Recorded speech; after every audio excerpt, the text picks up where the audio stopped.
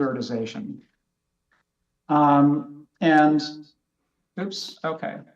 The report then, of course, goes on to discuss who might be responsible for UAP. But as we all know, ultimately, it rules out all the usual suspects and other non-ET explanations. However, instead of then raising the obvious alternative question, which is the ET hypothesis, the report simply falls silent, leaving the nature and the origin of this phenomenon completely opaque. And the threat then is completely unclear what the nature of the threat is. So in this situation, I decided to write a short book answering, or maybe I should say finishing, the Pentagon report, which I'm calling them The Last Humans, UFOs and National Security is the name of the book. And the book picks up where the Pentagon report leaves off, only it now considers the ETH as a potential national security threat. And the brief preview, the failure to consider the ET hypothesis, and then the brief preview of the argument that I wanted to give is that, yes, actually UAP do pose a potential national security threat, but it's not what we might expect. Namely, the threat is not them, the aliens or whoever it is, but the threat is us, it's each other, in the form of what I'm calling an autoimmune reaction in the global body politic to discovering ETs. And that reaction could in turn, as I'll argue, could in turn undermine the social contract, and with it, the state as an institution. So we usually take the existence and survival of the state completely for granted, as if it's just going to always be there. And what I want to suggest is that in the worst case scenario, we might actually see the state collapse. I'm not saying this will happen. There are no predictions in the talk. I'm just saying that the logic of the situation means that this could happen. The book is almost done. I've got one chapter left to write. So this is actually the perfect time to get final feedback on anything that's really problematic. So please feel free after the session to get in touch with me if you have anything that you want to say, and not just criticism, but even encouragement, because it is pretty lonely out here, and we just got to get through these last few months. Okay, so I'm an academic, and so let me begin by quickly defining my terms. And applying them to the UAP case. And specifically, the term I want to define is the idea of a security threat. So in IR, threats have two elements usually. The first are capabilities. And from a capability perspective, the threat that UAP pose, if they are ETs, is very great indeed. If ETs have anti-gravity technology, then the technological and possibly biological gap between us and them is vast. In other words, there would be an extreme asymmetry of power. And fighting them then would not be like Cortez versus Montezuma, which is the case we all reach for. It would be more like humans versus ants, only we are now the ants.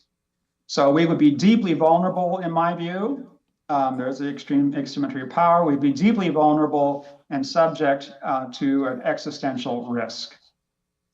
And from a realist power politics perspective, this is indeed a very scary situation to be in. Luckily, though, threats have a second element, which are intentions. And here the news is considerably better. First of all, throughout the modern UFO era, there's no evidence, to my knowledge anyway, that ETs mean us any harm. I'm not saying they're completely benign. They may be farming our DNA, they may be breeding hybrids, but at least they're not doing this in a violent manner, or physically violent manner. If they really wanted to harm us violently, then they've had at least 75 years, if not centuries, to do so, and they haven't. And so therefore, despite the fact that we have this capability imbalance, from this perspective, from the intentions perspective, there is in fact no national security threat at all, any more than Canada or the Bahamas are threatened by the vast power of the United States. Yes, we could conquer them, but we never would, and so there's no threat. However, so that's sort of a very optimistic conclusion to the security analysis of UAPs. On the other hand, in my view, this first pass through the issue is superficial and misses the real threat. And that has to do with the fact that security has two different objects. This is a common distinction now in IR scholarship between two objects or two kinds of security, so to speak. One is the security of the body, or physical security. And this is the traditional notion of security that we all kind of are intuitively familiar with. And the body in this case could be the body of individuals, and their security is there, in their case, is about keeping them alive. Or it could be about the bodies of collectives, like states or the body politic. They can't be killed in the literal sense, but they can be conquered or destroyed, and they're, in that sense, removed from play. So this is the very familiar notion, nothing too surprising here. But as we've seen, as I've argued anyway, there's no evidence that ETs pose any kind of violent threat to human bodies, whether collective or individuals. And so I would conclude tentatively that our physical security, at least, is not directly threatened by ETs. But there is a second kind of security. This is the security of the mind, or what's sometimes called ontological security.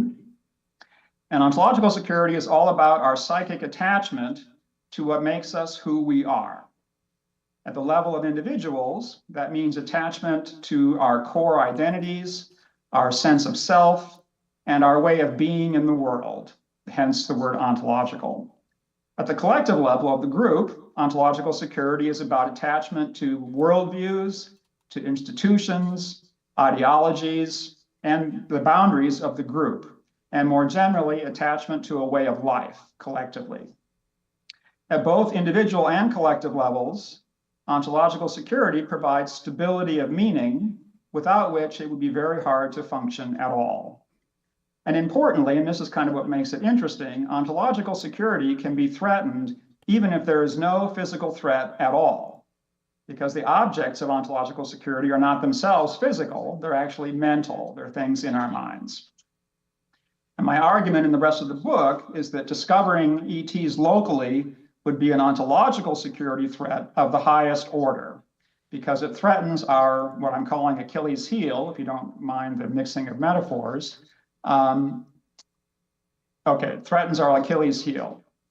And the idea here is that a foundational principle of modern civilization, which ontological security is attached to, is the idea of anthropocentrism, or what I'll call acentrism. And that in turn would, a threat to anthropocentrism would in turn threaten the social contract and the cohesion of the state. So let me say a few words very quickly about what is anthropocentrism. It's an ideology, at least in my view, it's an ideology of three basic assumptions or beliefs. First, we are alone in our intelligence. We're by far the most intelligent creature on the planet. We may as well say we're alone in intelligence at all. And so that's why society only has human members. Dogs are not allowed into society, chimpanzees, no one else is allowed into human society because no one else is intelligent enough. Okay, so that's the we are alone bit. We are also sovereign in the sense that because we have no peer competitors on the planet, we dominate the planet. The planet belongs to us, at least in the anthropocentric perspective. This is our property, it is our planet, and so on. And finally, we are the measure of all values. Human beings have intrinsic value, everything else is purely instrumental. So it's all about us. What's good and what's bad is all about us. And these assumptions, I would say, are completely taken for granted in the modern world, unlike the ancient world, and they are pervasive in all contemporary institutions. So it's completely in the background, but it's everywhere, this anthropocentrism. Okay, the other side of this, the other piece I want to introduce is the idea of the social contract. The idea of the social contract out of the state of nature and created society and the state at the same time. And the two sides in this contract, the people on the one hand and the state on the other, basically make a deal.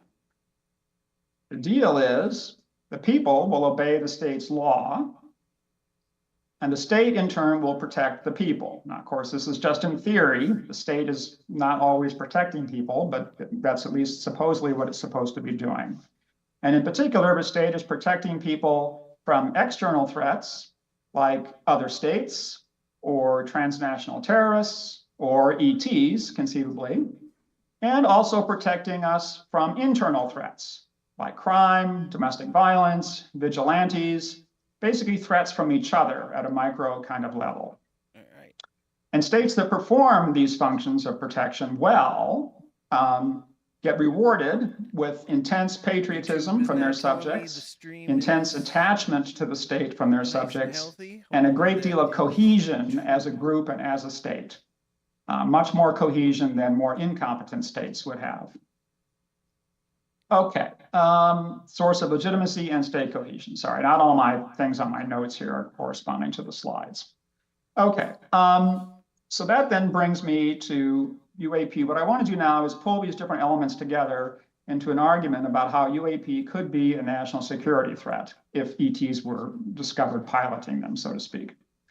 And it begins, and it's an ontological security threat that I'm talking about. And the story begins with a thought experiment, sort of a what if scenario.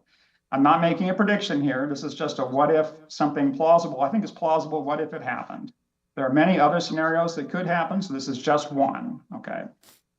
Imagine that in 50 years' time, after 50 years of research and arguing, and after the accumulation probably by then of tens of thousands of unexplained UAP cases, after all that, in 50 years, the scientific and political authorities finally give up trying to debunk the ETH.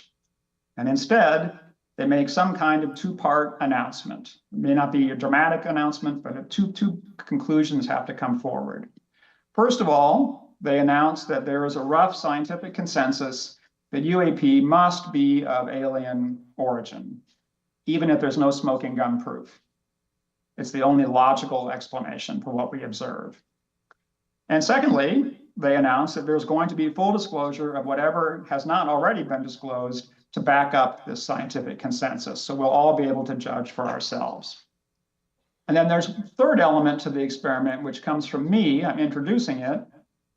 And that is that to distinguish the idea of discovery from the idea of contact. Discovery, in my framework, implies that we've detected an ET presence, but not contacted it. There's no interaction with them directly. There's no official messages going back and forth. It's simply we've figured out that they're here, but they're not involved with us in any sort of more direct way, except maybe checking out nuclear silos and stuff like that.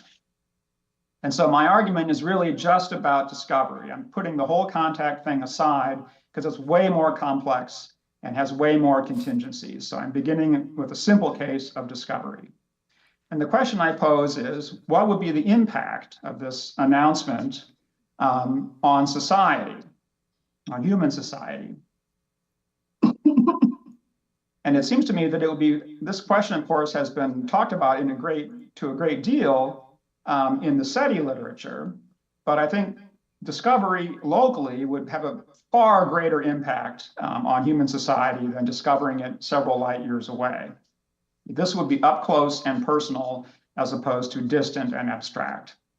And so in response to this announcement, I would say hypothetically, or just by some crude calculation, 1/2 of the world's population, so that's 4 billion people right now, maybe 5 billion by then, will let out a giant collective yawn, and they'll get back to their work. They'll just ignore the issue completely. The other half of the population, that's probably most of you and me, and whoever else is on board, however, could experience ontological shock on at least 3 levels. The first is that this discovery process would essentially falsify anthropocentrism in one stroke. A key part of our entire worldview would collapse. It'd be like Copernicus and Darwin on steroids, okay? Second, and somewhat less metaphysically, discovering ETs would reveal not just that there's an other out there with a capital O, but a vastly superior other. In other words, discovering ETs, we would simultaneously discover our own inferiority, certainly technological inferiority, possibly also biological inferiority. And I would say this would be a huge blow to human self-esteem. It might cause shame, for example, and I'll come back to that perhaps later. And finally, this idea of discovery would reveal the impotence of the modern state, because the state will be obvious to everybody that states cannot protect us from ETs, either from attacking us, or maybe it can't even protect us from infiltrating our society. So the idea here is the emperor has no clothes, and everyone suddenly sees the emperor naked now for the first time. And the combination of these three things, I think, would threaten the social contract and raise questions in the public's mind about why should we continue to obey and sacrifice for the modern state if it's impotent? It can't do anything for us anymore. And so, and that's sort of the kind of doubt that I'll elaborate on in a minute. So the point here is that an ontological shock, though, can only last for so long. It can't be a permanent state. And so what really matters is what comes next. What comes next is the global autoimmune reaction. And my worry is that the ontological shock of discovery will lead to a loosening of people's attachments to their states. And that loosening of attachment could reduce the cohesion of states, reduce their capacity to mobilize people collectively and act collectively, and it would erode the state's authority. And in its place, people would begin to distrust each other, their fellow citizens, and possibly even turn on their fellow citizens. That's the idea of the autoimmune reaction. Much less turn on foreigners that happen to be in our midst. So in the book, I try to give this intuition some rough micro foundations by pointing out three potential emotions, the effect that three different emotions would have on polarizing people's reactions and potentially causing conflict. So the first emotion I consider is the emotion of wonder, in which, and this would be the E.T. lover crowd, that some people will be overcome with the profound meaning of it all, which is the idea of wonder. It's a spiritual experience. Some people may start worshiping ETs or go on pilgrimages to the plains of Nazca to try to find places associated with them, and so on and so forth. This group of people would not challenge the authority of the state directly. They certainly wouldn't be violent toward the state, probably. But they also wouldn't really care about the state because they have a higher calling now. The sort of mundane lives of states and ordinary citizens is not what these kind of people are about. So my sense is that people who experience wonder will, in a sense, check out from consensus reality and pursue their new calling. The second emotion I consider is fear. This would be for the ET haters, so to speak. And there's lots of fear to go around. There's fear of them, meaning the aliens.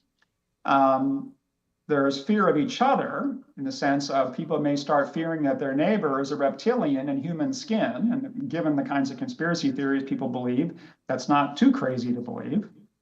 And finally, there's fear of ourselves, a sense of shame in encountering such a superior race, a loss of confidence, a loss of meaning, purpose, and so on. And that would be very demoralizing. And then finally, there's a group of people who are neither ET lovers nor ET haters, but they just see opportunities to prey on people and get rich in all the confusion. And the state will not be able to protect everybody, and so this will only exacerbate the feeling that the state is losing control. And so the upshot here is that social cohesion, the boundaries of social cohesion may narrow considerably, and people may be less willing to obey the state, which could lead then either to the collapse of the state, especially if security forces turn on themselves, or it could lead, in the opposite extreme, to an imposition of martial law by the state in an attempt to impose order. And actually, there's a concept, I don't think it's on my, oh, okay, I don't have it there, but there's a concept called the garrison state, which was developed in 1941 by Harold Lasswell, a political scientist. And then the idea of a garrison state is a state that is organized completely and entirely for war. So North Korea would be a garrison state. The argument I'm suggesting here is that the potential for many garrison states is one of the things we have to be concerned about. Okay, so one important thing to point out just before I get to what is to be done is that all this conflict, this fear, this wonder, all this different stuff that might fall apart is all happening without ever encountering any actual ETs. It's completely a collective freak out among human beings that's driving the story and our fears and imaginations about these alien beings and so on. Okay, what is to be done? The famous line from Lenin.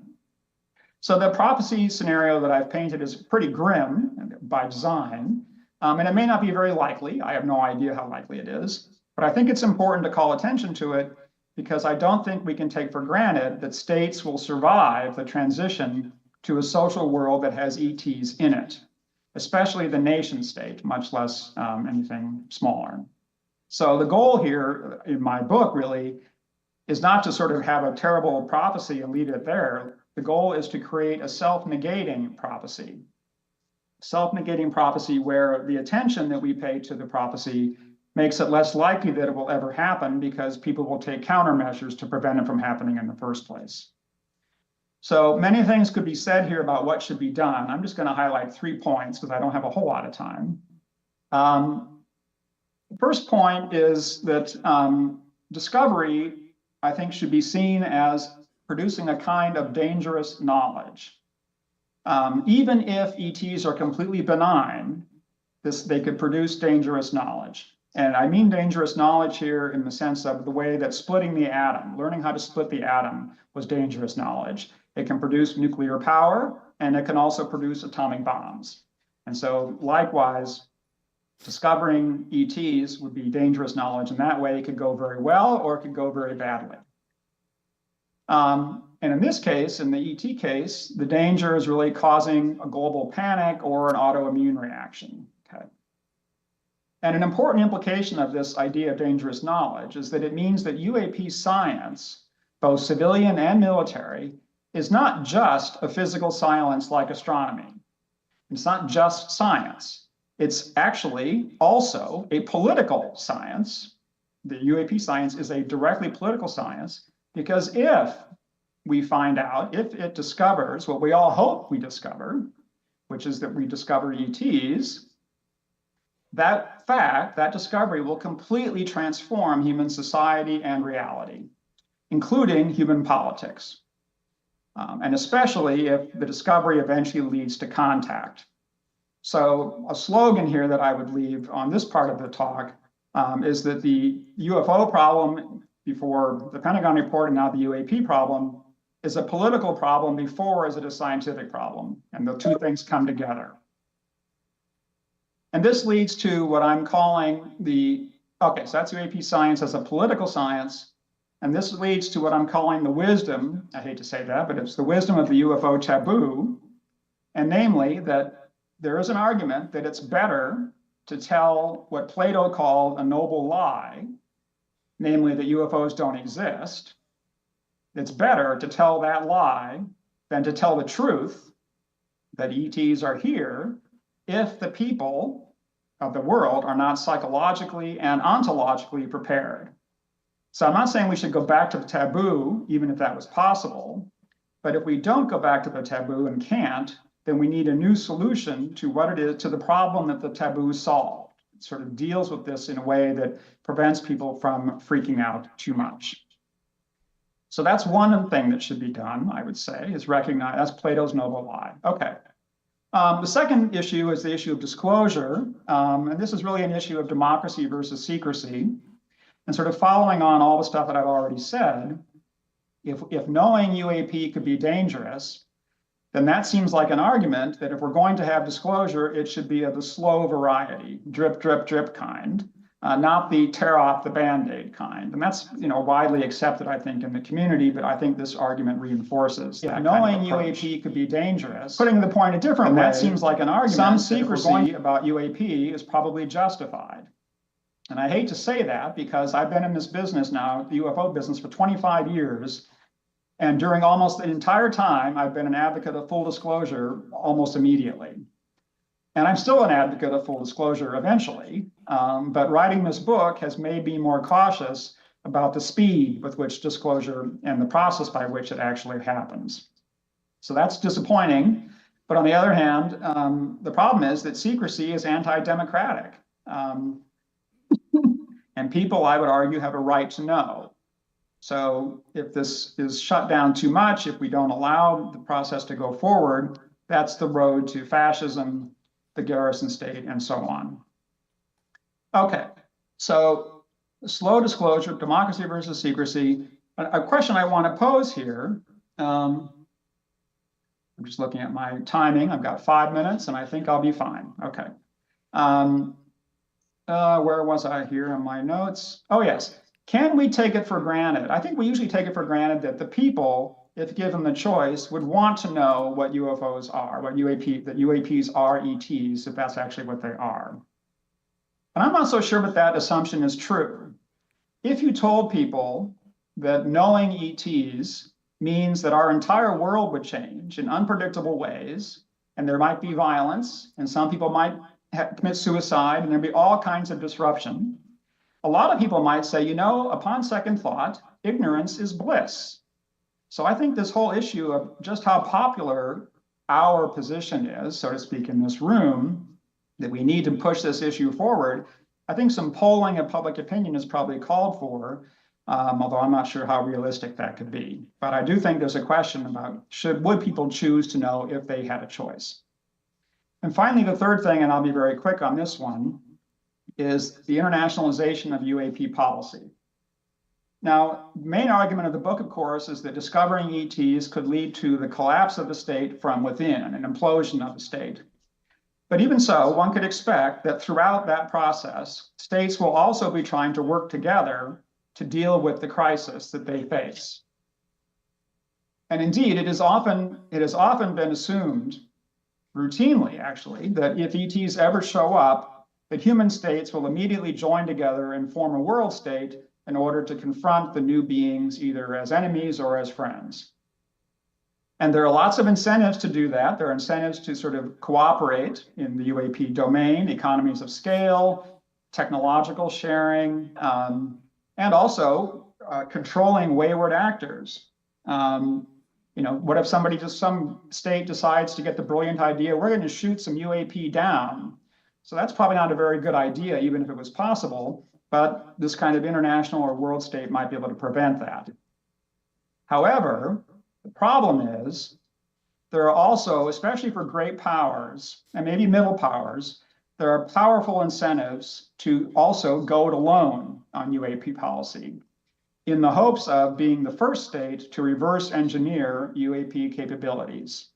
Any state that could do that first before everybody else, that would be a complete game changer in human geopolitics. So even if states cooperate somewhat on UAP policy, it may not do so fully. And so I don't see a world state forming anytime soon. And if it does, it may be of the garrison state variety rather than the democratic variety. All right, that's the fear of the garrison state. Okay, the last point I want to make is about the last humans. This is the title of the book, but I don't talk about this until the end of the conclusion. And what I want to do is draw an analogy between humanity's current predicament vis-a-vis UAP and the situation of so-called uncontacted tribes in the Amazon rainforest. There are an estimated 8,000 members of these tribes. Nobody really knows. There are several dozen of them. So it's not a huge population, but I think our situation is actually very similar. And gradually these tribes, many of them, have left the forest and joined civilization, or they've been forced to leave and join civilization. But some of them are still deep in the forest hiding. But they might be debating every day what to do. Some of them may be drawn to the rumors of the outside world and the riches and wonders that are out there in the outside world. Other members of these tribes may be fearful for their way of life, which is the ontological security point. And in particular, these tribes people probably know that if they leave the forest, their people, their tribe will never be the same again. And by the same token, if human beings come out of our hiding ourselves and discover ETs, we will never be the same again. We might survive physically or biologically, but we could still be the last human in a cultural sense, in the sense that the last to know what it was like to be alone. We're the last ones who would know what it's like to be alone. And it's hard to know what human beings would do in that situation, but hopefully the decision, whatever it is, will be consensual and democratic and not something that is itself a further cause of conflict. I'll leave it at that, and thank you very much.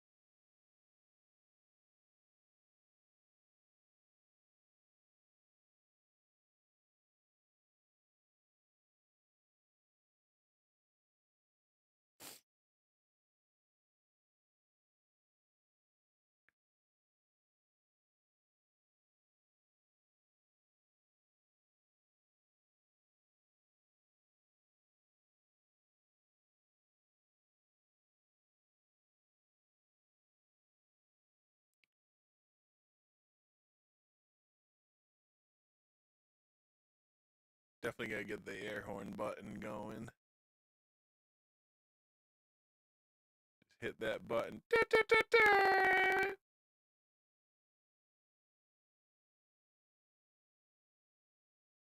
It's like that.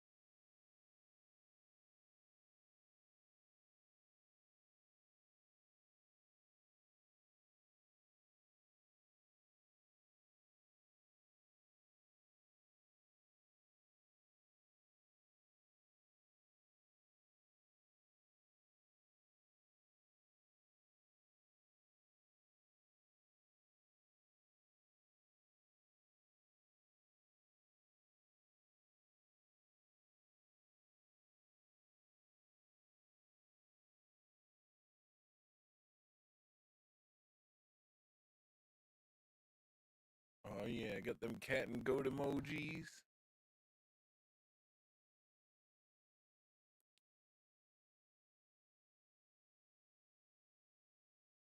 I don't know why Insta's not working for me.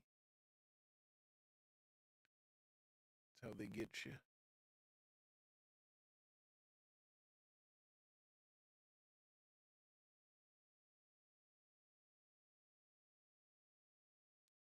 There we go. I can actually see what's going on.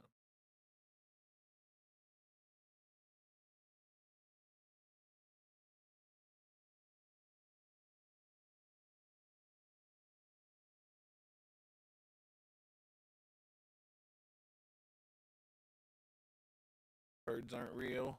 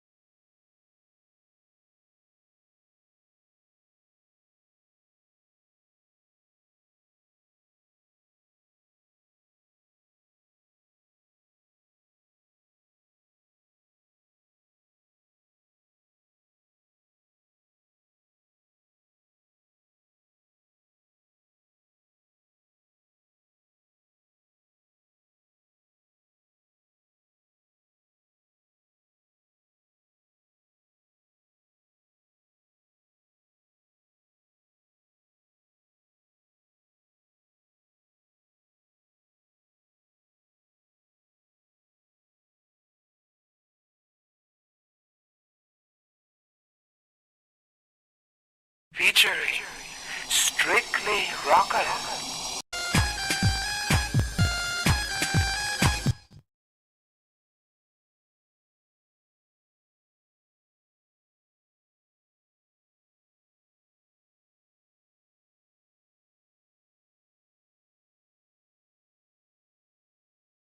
The propulsion of these UFOs is unique. Their ability to hover, their ability to accelerate very rapidly, their ability to move at very high speeds, very much higher than anything that we have achieved even with our supersonic aircraft. All of these things.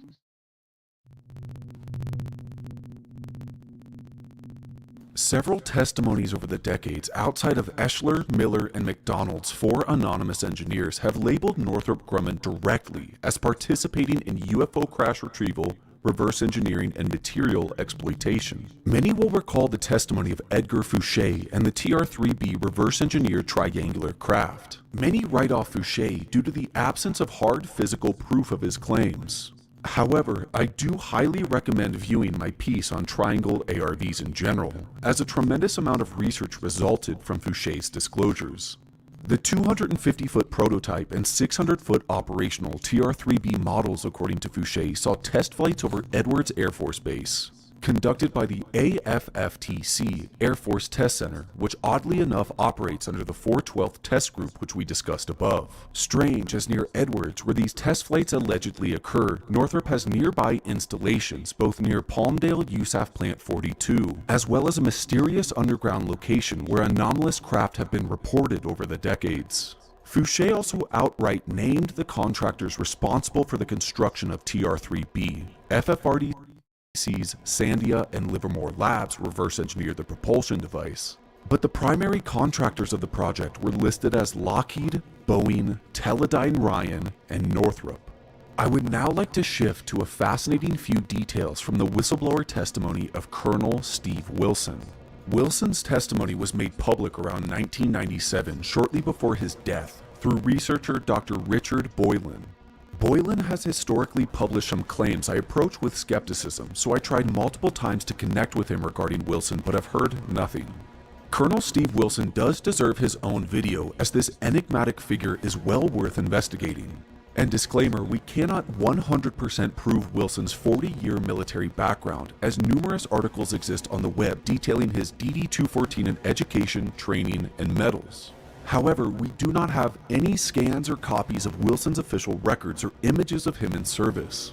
For this reason, I do also recommend reading Kevin Randall's skeptical take on Wilson and Boylan's reporting, which raises concerns, such as 40 years of service listed on Wilson's DD-214, as well as seemingly misreported medals. To summarize Wilson's disclosures, Wilson claimed in 1963 as a captain in the Tactical Fighter Squadron out of Wright-Patterson Air Force Base. He was assigned to the Majestic 12 and promoted to Major. Here, the then Major learned of the Majestic 12's modus operandi: to control, quote, UFO surveillance and interdictions, retrievals and analysis of records of extraterrestrial spacecraft and occupants, and public access to any information about these matters, end quote.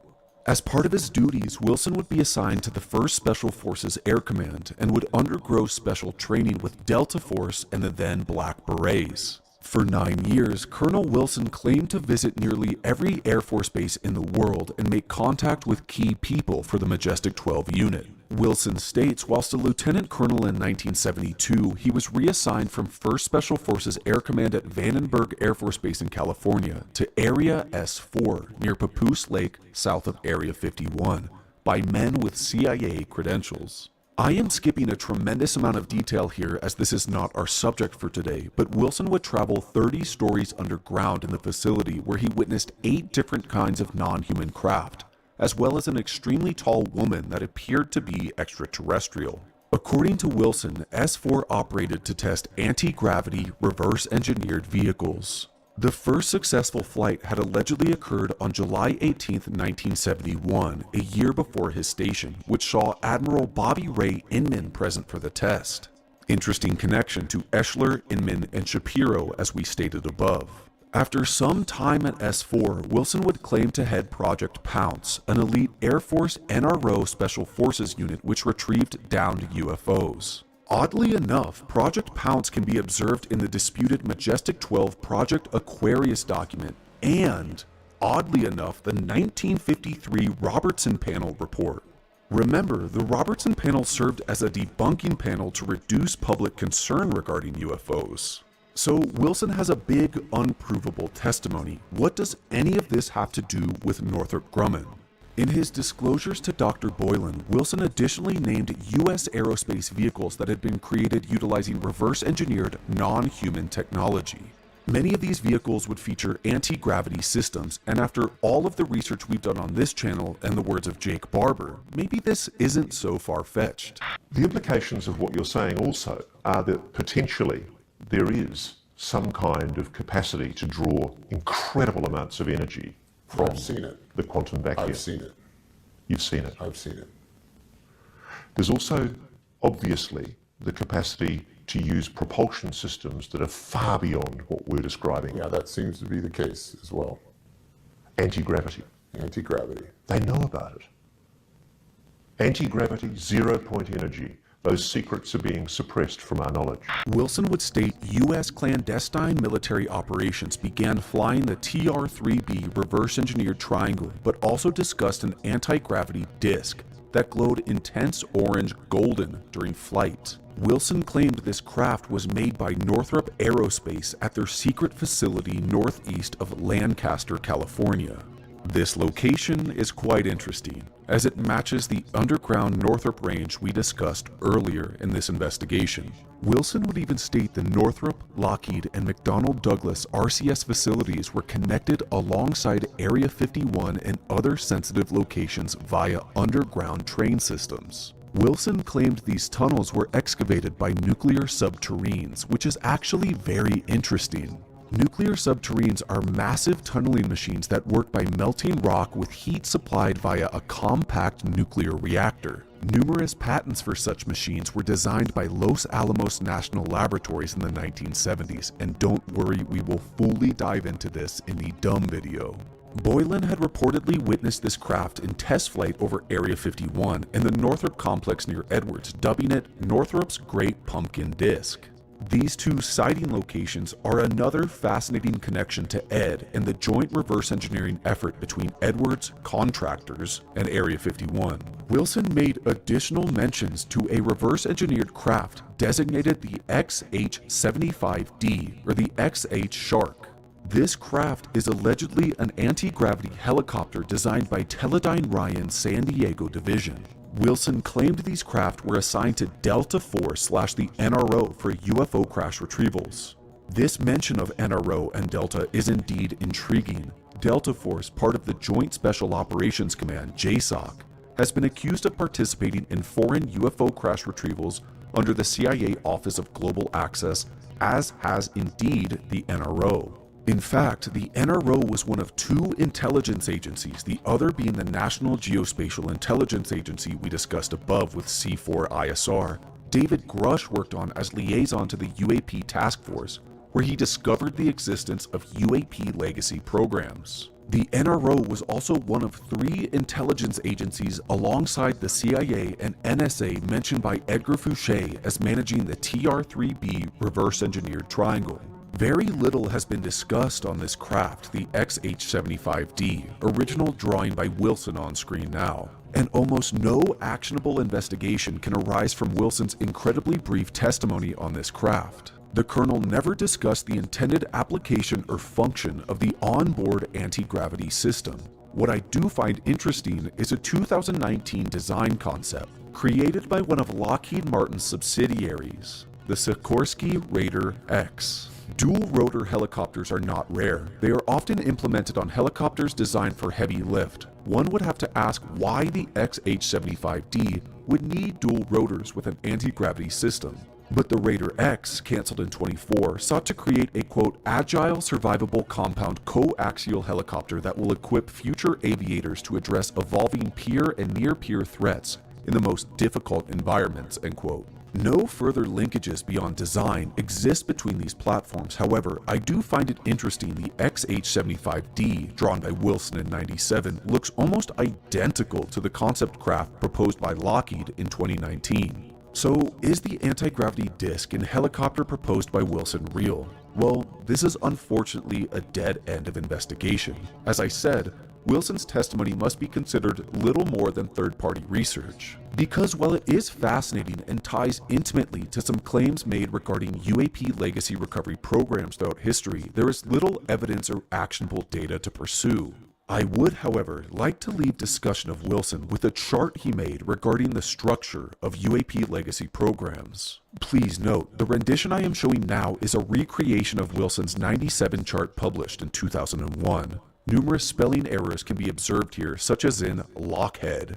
This chart is titled Star Wars City in reference to the Strategic Defense Initiative, the program we mentioned above, and a program I have discussed many times, instituted by Reagan in the 1980s with possible ties to Eisenhower.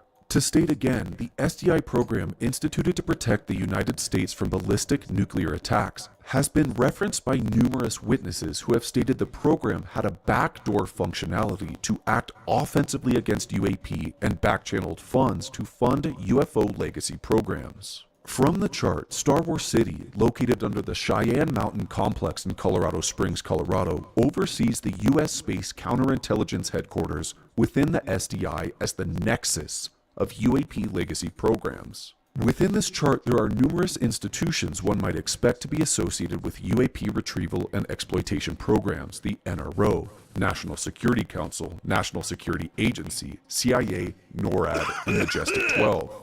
Adhering to the SDI Colorado HQ and MAGI, there exists a list of contractors alleged to engage with the UAP portfolio. Contractors such as Rockwell, Martin Marietta, Lockheed, Boeing, McDonnell Douglas, and IBM are mentioned. We also find Decision Science Applications, Inc. DSAI was led by former admiral and recurring character of this project, Bobby Ray Inman, and most likely had its assets handed over to SAIC. A contractor I believe is as involved in legacy operations as Northrop or Lockheed. Another project for another day, as DSAI is quite a worthy investigation. DSI, according to the chart and Wilson's testimony, consists of directors of relevant UAP black budget divisions from the aforementioned contractors, as well as Forward Aerospace, which is now part of Northrop Grumman, and Teledyne Ryan, which was one of Northrop's premium purchases. Teledyne Ryan did indeed play a vital role in the Strategic Defense Initiative. The contractor was well regarded for designing and producing high-performance aerial targets, which were crucial for testing and evaluation potential for missile defense systems, as well as developing advanced sensors that could be used for detecting and tracking incoming ballistic missiles. TRW, Northrop's crown jewel, additionally aided in the SDI program, such as using its locations for high-powered chemical laser testing. And as we mentioned above, Northrop itself takes great pride in aiding in the SDI program in 1983, creating the first laser radar used in space. It is fascinating, even in a testimony like Wilson's, we can still find links to Northrop's many acquisitions and UAP legacy programs. And now onto a whistleblower by the acronym of AH that appeared on Stephen Greer's 2001 disclosure briefing document. And I must state again regarding Greer's witnesses, let us analyze the quality and claims of the whistleblower instead of the platform. Unfortunately, Greer's poor operational security is ever present, as clips of AH are listed in the DPI archive as Arnold House. I believe I have located this individual and have reached out to talk to him. I have heard nothing. Arnold's testimony revolves around the significant information he gained regarding UAP programs while a surface technician at the Boeing Aerospace Company, as well as insights gained from friend and four-star General Curtis LeMay.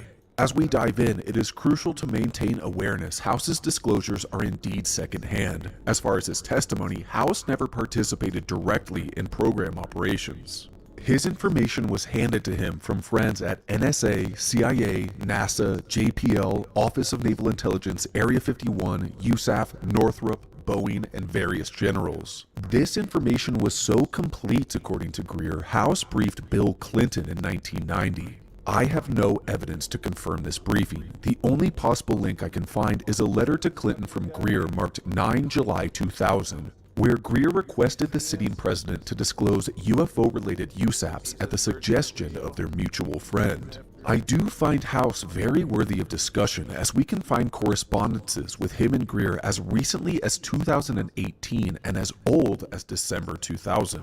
Perhaps House, like William Hamilton, has served as one of Greer's primary sources of information over the decades. In his taped testimony link in description, House stated one day around 1987 at the home of General Curtis LeMay, the infamous general confirmed the Roswell, New Mexico crash. House also learned from his NSA friend that Henry Kissinger, George Bush, as well as Ronald Reagan and Mikhail Gorbachev were all aware of the UAP subject. His friends in CIA relayed to House that they, along with USAF, had downed NHI craft. Arnold even claimed he learned from a friend in the FBI that the Bureau had radar testing that was causing interference with some of the craft, resulting in crashes. This echoes Lieutenant Colonel Corso's sentiments regarding the crash of the Roswell, New Mexico craft. House also learned and relayed there are underground bases testing and maintaining TUOs, likely Dugway, Palmdale, California, Edwards Air Force Base, Eglin Air Force Base, and others. Interesting we see Palmdale and Edwards pop up once again. But now let's focus directly on Arnold's information regarding Northrop. House's entire testimony could lead to an entire video, so maybe we will save that for Whistleblowers Volume 3. A.H. stated while at Boeing he met a man in the Army Criminal Investigation Division, CID, who was involved in several crash recoveries since 1947 and had served in Army CIC Counterintelligence Corps capacity.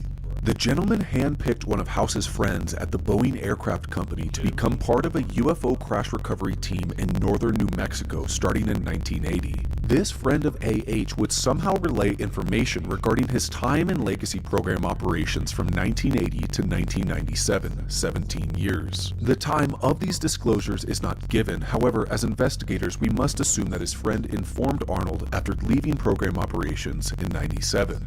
House's friend was ultimately stationed and helped with reverse engineering efforts and testing of non-human craft at Area 51. He was not working for the US government or military, however. His paychecks during these years in legacy programs came directly from Northrop. The source would illustrate Northrop, Lockheed Martin, and Boeing all engaged in UFO reverse engineering efforts at Area 51. The facility itself from 1980 to 1997 held a tremendous amount of extraterrestrial debris in a containment area. This source would also tell House some of the program was shifted to a location in Utah, likely Dugway Proving Grounds. They moved Area 50, most of the stuff from Area 51, at least 35% to 40% of Area 51 to Utah.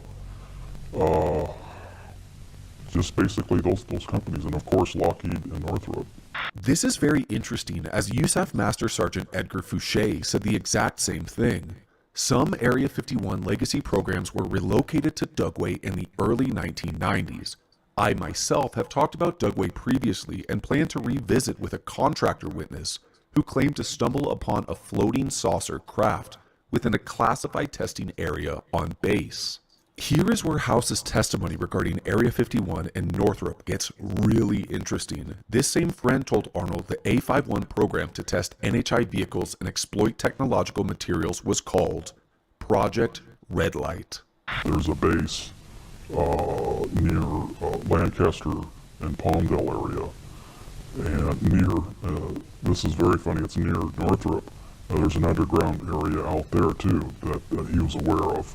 But he particularly mentioned and stayed focused on Anza, California. There's some underground areas up there too that they're researching some of this technology and at March Air Force Base through Project Red Light.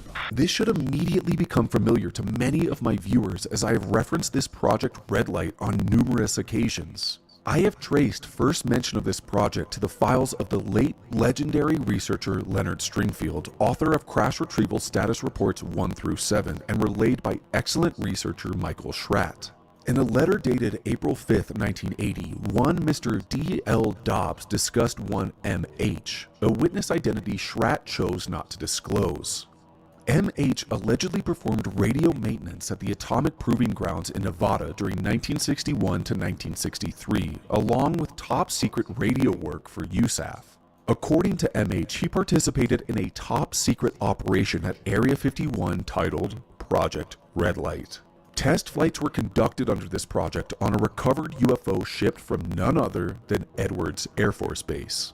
The craft was not conventionally powered and stayed silent during operation. Security was so tight on the project, program personnel were rotated every 6 months. MH claimed to have heard rumors of a West Coast American defense contractor encountering difficulties in reverse engineering many of the components comprising the craft. I have drawn a parallel between Red Light and the testimony of Ed we have referenced numerous times throughout this project, a joint Edwards Area 51 reverse engineering program out of the Edwards 412 test group.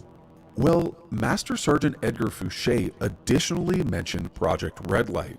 Fouché claimed he gathered knowledge defense contractor EG&G was awarded an indefinite contract for Project Red Light to support the DOE and military. If you have not heard of EG&G, this is the contractor historically implicated with UAP programs made infamous in the story of Bob Lazar as the contractor that hired him to work out of Site 4. This contract gave EG&G responsibility to assist in the recovery of nuclear materials in cases of mishaps and to provide aerial and ground security for highly classified government and military sites. If the testimony of Arnold House and his legacy program connections are indeed true, Northrop Grumman could have indeed served as a project manager for Project Red Light, testing non-human intelligence and alien reproduction vehicles in a joint contractor Edwards 412 test group operation. Absolutely incredible links to ponder.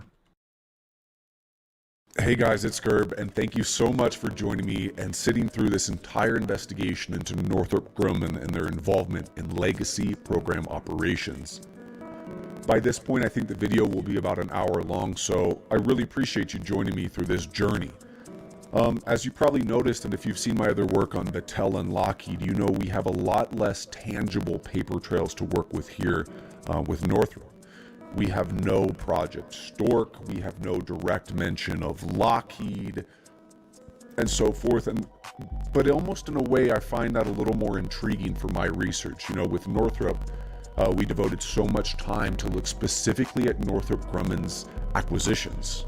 TRW, Teledyne Ryan, BDM, connections to Aerospace Corporation and FFRDCs. And I find this so fascinating how Northrop's involvement outside of mentions of Fouché and a couple other mentions here and there and comments from Jack Northrop at the beginning of the video, they seem to buy up companies that had legacy operations. You know, TRW and its implication in the Wilson Davis memo and the failed Pentagon audit that almost outed the senior review group. $200 million today Northrop paid to settle that lawsuit for TRW. Now, they acquired them, I believe, for $6 or $7 billion. So that's a drop in the bucket. But it's interesting that a year after the acquisition, Northrop's still okay with, you know what, TRW, you're implicated in this massive lawsuit, but don't worry, we'll pay for it.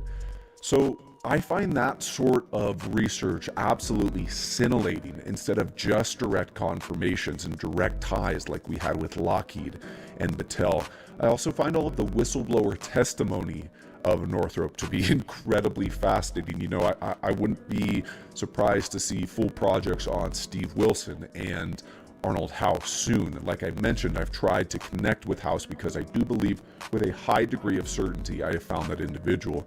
And Colonel Steve Wilson is no longer with us. He passed in 1997, but his testimony is still shrouded in mystery. And his legitimacy in USAF is still surrounded in mystery, so a lot more to explore there. But I find it really interesting from the work of William Hamilton to the testimony of AH, that there's still these little comments that are ubiquitous around testimony that I still find to be quite accurate. Mentions of the SDI and UAP legacy programs, mention of Northrop's involvement in underground facilities, mention of underground facilities, mentioning, dating to Fouché as well, projects being moved from Area 51 to Dugway Proving Grounds, even mentions of Area 51 and Edwards, as we see in Arnold House, Red Light, Fouché, etc. So the question must be asked, why is Northrop's involvement in legacy programs operations so shrouded? Why do they pass under the radar alongside companies like Boeing and Raytheon, while Lockheed Martin, while Battelle, these guys, I mean, even General Electric to a certain degree, are always labeled as the prime contractors? Well, I do have somewhat of a thesis there. I think Battelle bar biological storage at probably Fort Detrick or Fort Belvoir is a little bit out of the game. They're a little bit said and done. I think the four primary players, if we want to say, are Lockheed, Boeing, who is likely a project manager for operations, Northrop, and Raytheon. I think these are the big guys. I think that Lockheed is sort of like a hound dog. Lockheed will respond to a beck and call. They will do what is required of them.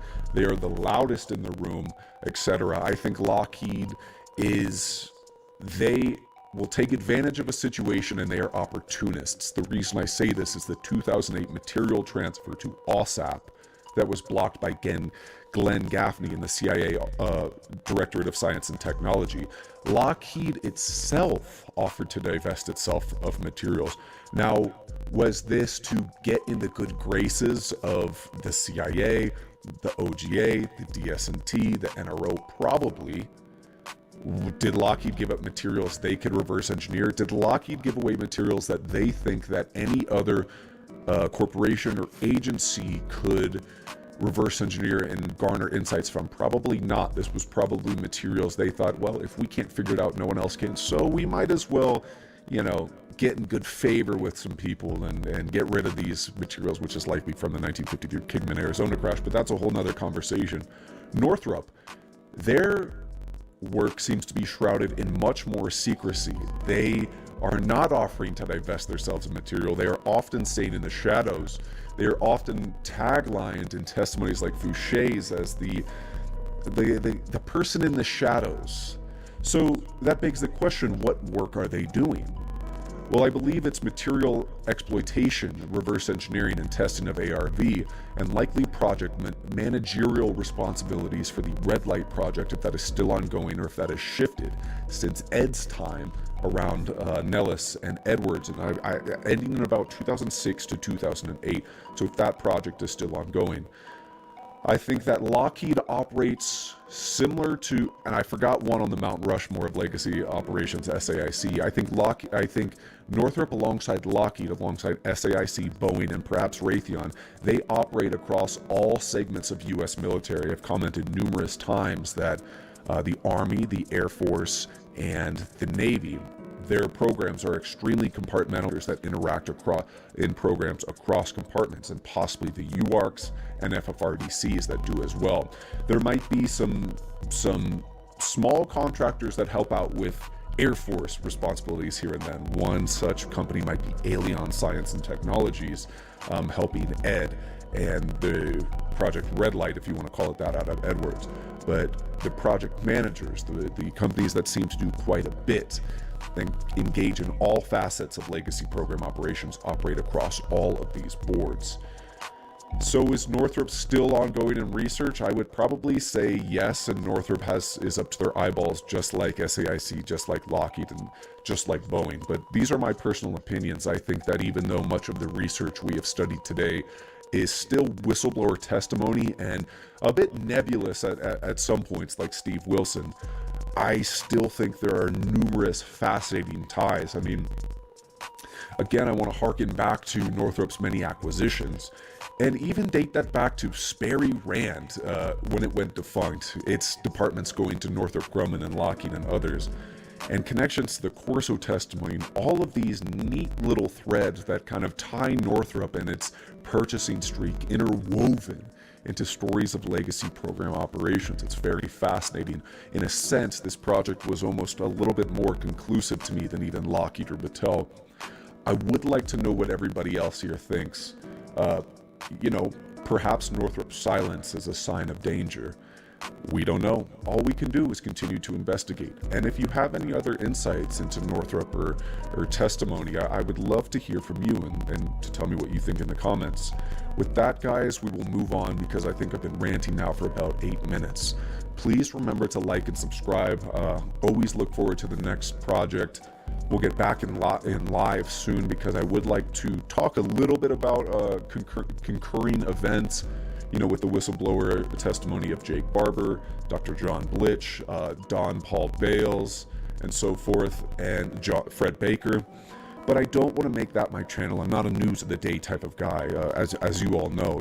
There's a lot of space between the videos, so we'll figure out something there. So please remember to like and subscribe, guys. I do have a Patreon. You can find that on the channel page.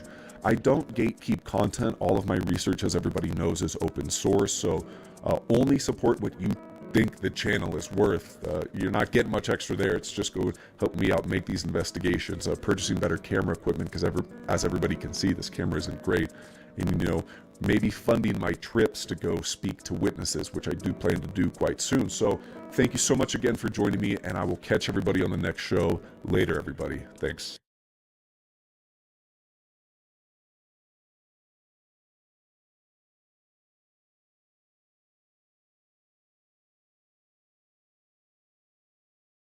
Woo!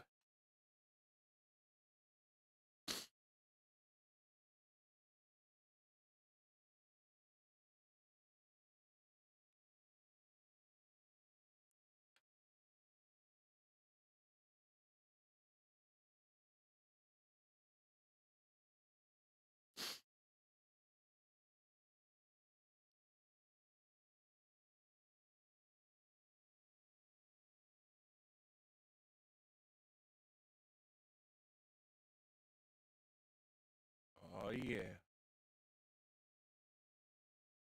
Emojis popping.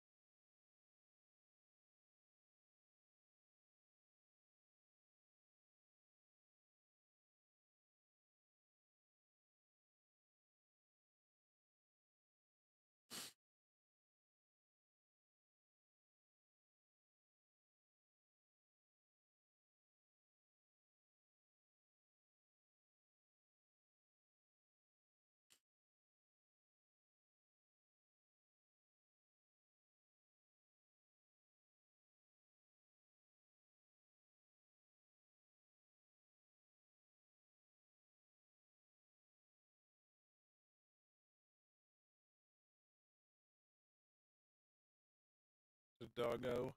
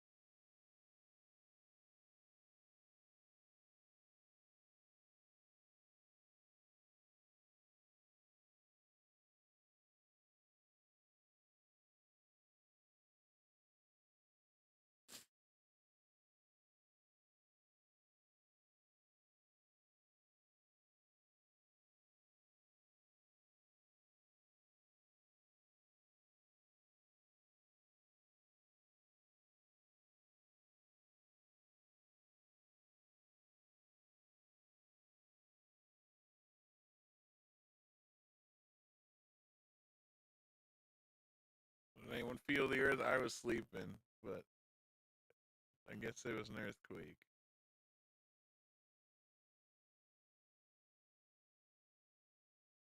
Are we sure there wasn't the earthquake and not like it was the neighbors like digging in the street? Neighbors are fucking digging in the street for reasons unknown. It's fine.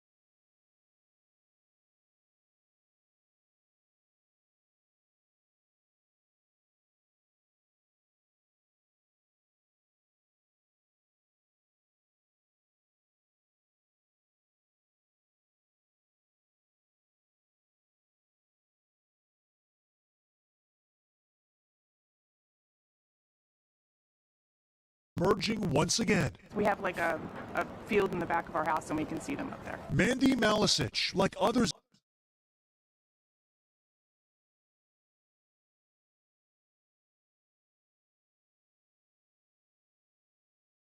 in the Northeast, spotted drones in December. It's not a plane. Before the night sky seemingly went dark after the FAA temporarily banned drone flights in parts of the Garden State and New York amid thousands of reported sightings. Then, just over a week ago, the month-long restrictions were lifted. Have you seen them since? We have. My daughter saw one the other day. We're a sightings alert network. Enigma Labs, a research company studying unidentified phenomena, has tallied 650 sightings nationally described as drone-related since November, and they say most are concentrated in the Northeast. After seeing a drop in those numbers immediately following the ban, Enigma says just this month they've received 49 reports in New York, New Jersey, Delaware, Pennsylvania, and Virginia, 14 of which came after the flight bans expired. If you look at the reports that people are submitting, they're saying, you know, I'm still seeing them, ban or no ban, and they're happening. We pressed New York Senator Chuck Schumer Sunday about the validity of those reports. We have now seen new drone sightings, and we're going to have to look into these. President Trump also vowing the same on his first day back in the White House. I would like to find out what it is and tell the people. The president says drones flew over his Bedminster, New Jersey golf club, too, where FAA restrictions remain in effect until the end of the month. In a statement to NBC News, the FAA did not confirm the new sightings, but said the agency is responsible for ensuring drones operate safely within the broader national airspace system.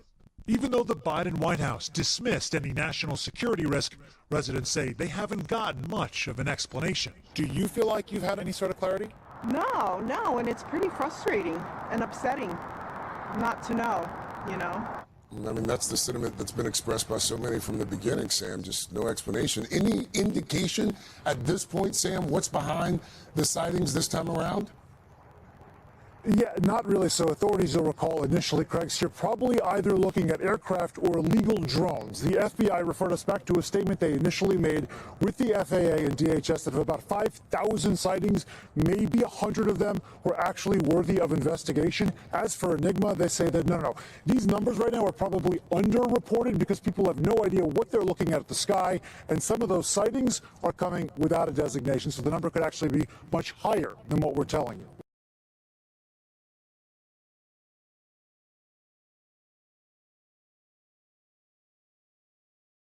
I'm sure it's nothing.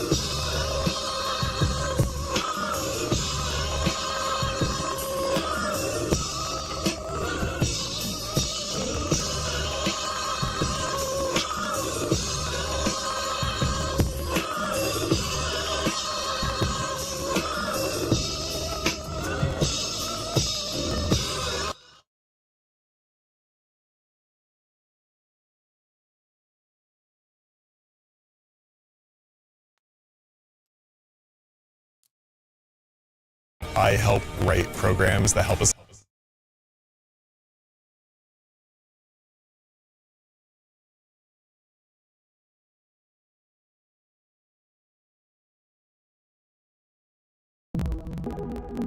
What if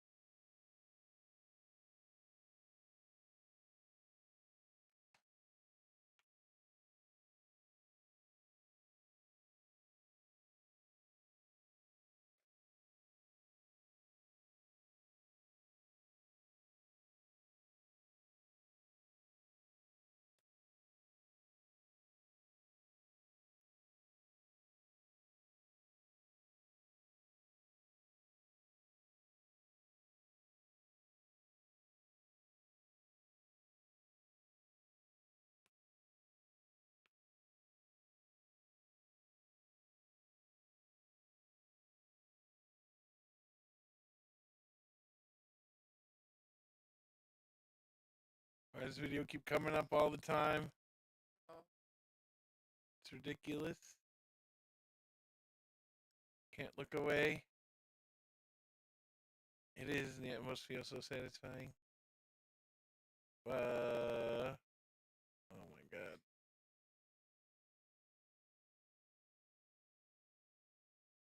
Jeez, that's... Can have the zoomies after that.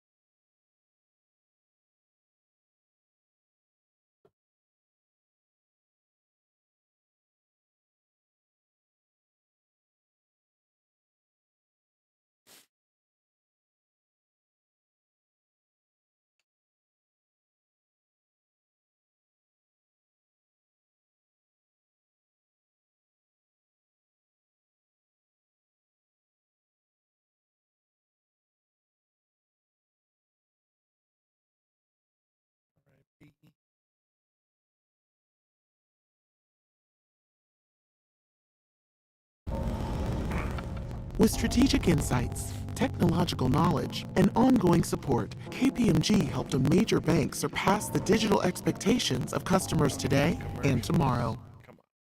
The S&P 500 and the NASDAQ ended lower on Monday, as NVIDIA and other chip makers sold off after surging popularity of a low-cost Chinese artificial intelligence model raised investor worries about the outlooks for current AI leaders in the United States. Chinese startup DeepSeek rolled out a free assistant it says uses cheaper chips and less data, raising questions about investor expectations that AI will drive demand along a supply chain from chip makers to data centers. NVIDIA plunged about 17%, shaving nearly $600 billion off its market valuation, while an index of semiconductor stocks had its biggest single-day percentage decline since March 2020. But the Dow actually rose about 0.2%, while the S&P 500 dropped about 1.5% and the Nasdaq fell 3%. Despite the big moves in the red for some stocks, Zacks Investment Research client portfolio manager Brian Mulberry sees encouraging signs. Well, in the market today, we're seeing it across kind of the different indices, a very different experience. Nasdaq down sharply, the S&P kind of in the middle, and the Dow turning slightly positive.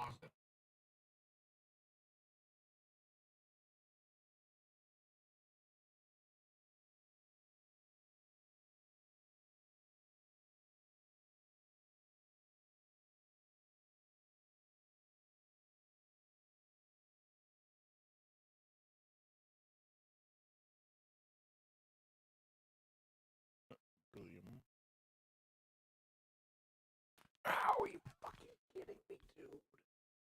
Like, claw me right in the neck.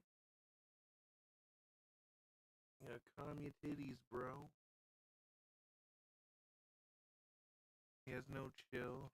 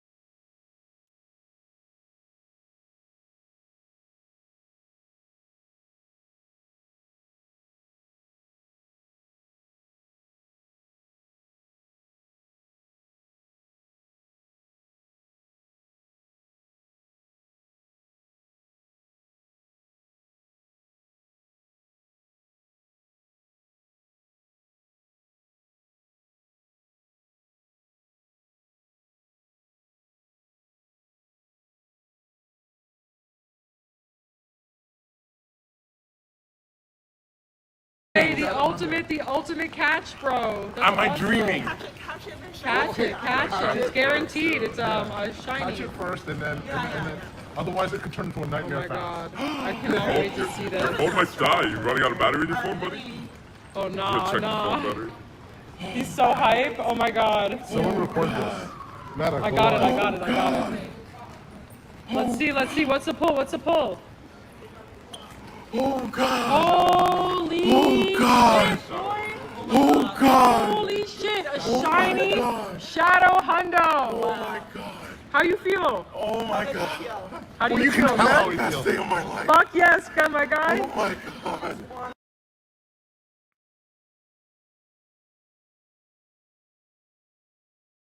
Is that a good one?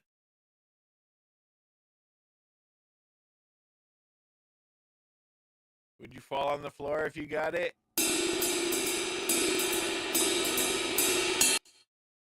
You wouldn't fall on the floor? Why not? Pretty good.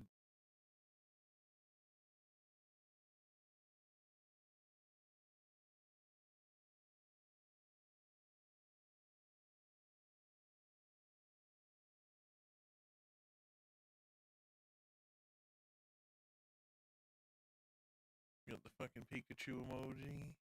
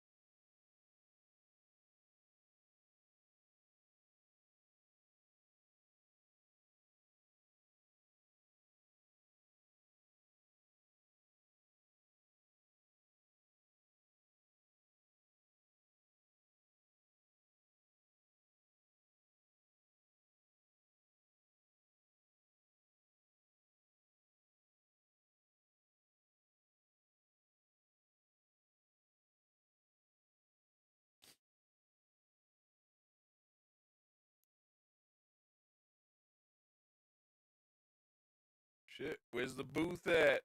The booth on YouTube. Like BBT would say, like, share, subscribe.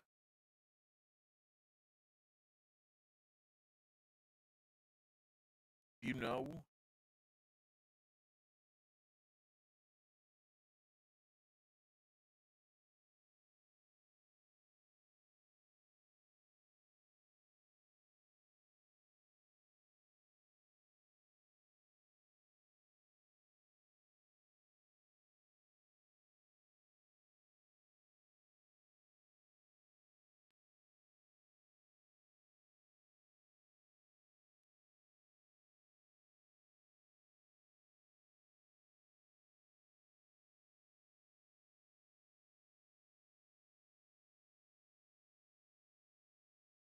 Oh, yeah. Once upon a time, I was a young lad. Today, we're going to be interviewing me, and I'm going to interview me. So you guys can learn a little bit about Paulie P. Paulie P. So, Paulie P, how are you today? Welcome to Booth TV. Get it? Oh, why don't you tell everybody where they can find you and locate you online, huh? Add me, son. Facebook, @Paul Pirelli. YouTube, @Ghetto Booth, @Paulie P. Instagram, Ghetto Booth 1. And what is with this fictitious statistics? Do you know in the course of a lifetime you consume 5 pounds of your own lip skin? Shit, fictitious statistics, huh? You remember growing up and like your parents would give you all this shit? Like, I've always just thought that people fucking believe like the dumb shit that everybody tells them. So I figured I'm gonna make up some statistics myself. Have a little fun with it, but people need to realize that it's always okay to break the mold. If someone says 100% that that's not gonna happen, there's a chance that it could happen. So we gotta think about that. And people who stay within statistics, so to say, they don't really take their opportunity to go and break the mold, and they really need to. If you swallow watermelon seed, you can have a watermelon vine growing out of your mouth. A bullfrog can jump 10 times his body length. Bullfrog. Bubblegum, it stays in your stomach for 7 years. Do you know it's humanly impossible to walk on your knees with your ankles taped to your thighs? Bullshit. I mean, I did a fictitious statistic thing because you think about it and people, they don't break the mold sometimes. I think because someone says they can't or because there's a certain percentage reason why they can't, there's no reason for them to try. And I think that's bullshit. Bullfrog. We need to reach for things that we can't do. The people who live the longest don't listen to people who said that they got 7 months to live. What do you feel from the first episode to now, and how would you change it up from now if you look back at the first episode or what you did in the first episode to now?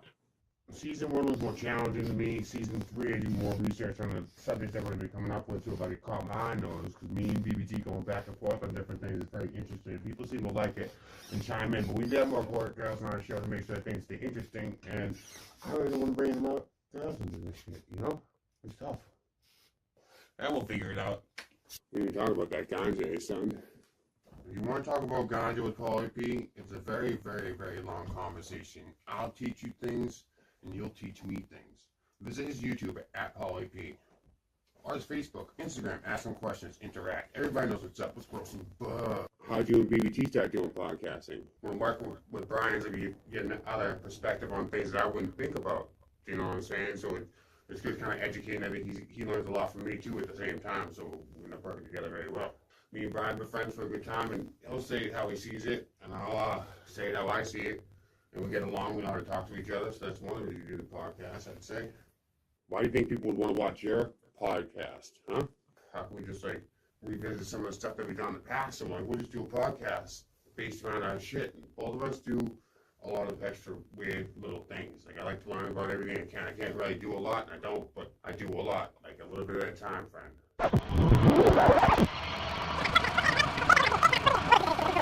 Welcome to Paulie's One Sock at a Time project. It's really hard for me to do simple things that somebody could do in like a day. It might take me a week or even a month sometimes.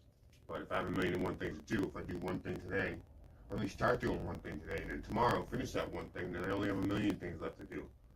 And don't think that my shit doesn't keep adding up. As long as I'm always doing a little bit of something, I'm always going to be getting something done. And it's not fun to beat yourself down because you think you're never going to finish something. In order to finish something, you have to start it. And don't think you can't do things you can actually do. Go for it. Making the world a better place. One sock at a time, brother. Oh, I enjoy working with Brian because I get to We come up with different ideas, tossing back and forth, and I'll dig into things I don't even know about. We did an episode on bears, and it was like, I think it's been like 4 hours, just like off and on, just looking up primary forest and learning about primary forest for like 1 line in the episode. So I ended up putting my face into a lot of things that I wouldn't normally. You want to tell us about that ghetto grub shit, son? We'll talk about it another time. You guys put out almost 3 whole seasons now. We'll talk about it another time. And what do you see coming through the pipeline? We'll talk about it another time. So you guys like the freestyle? We'll talk about it another time. I heard this little us versus this thing is gonna kick it off solid. I don't know the TikTok, but I'll pop it up there for you. I'll look it up. And always look up Ghetto Boot Chronicles. That's the shit we roll with. We hope that you guys come and join our podcast sometime, because it's fun. Give us some challenges that, I'm where I'm at, son. Paulie P. Okay. Ready.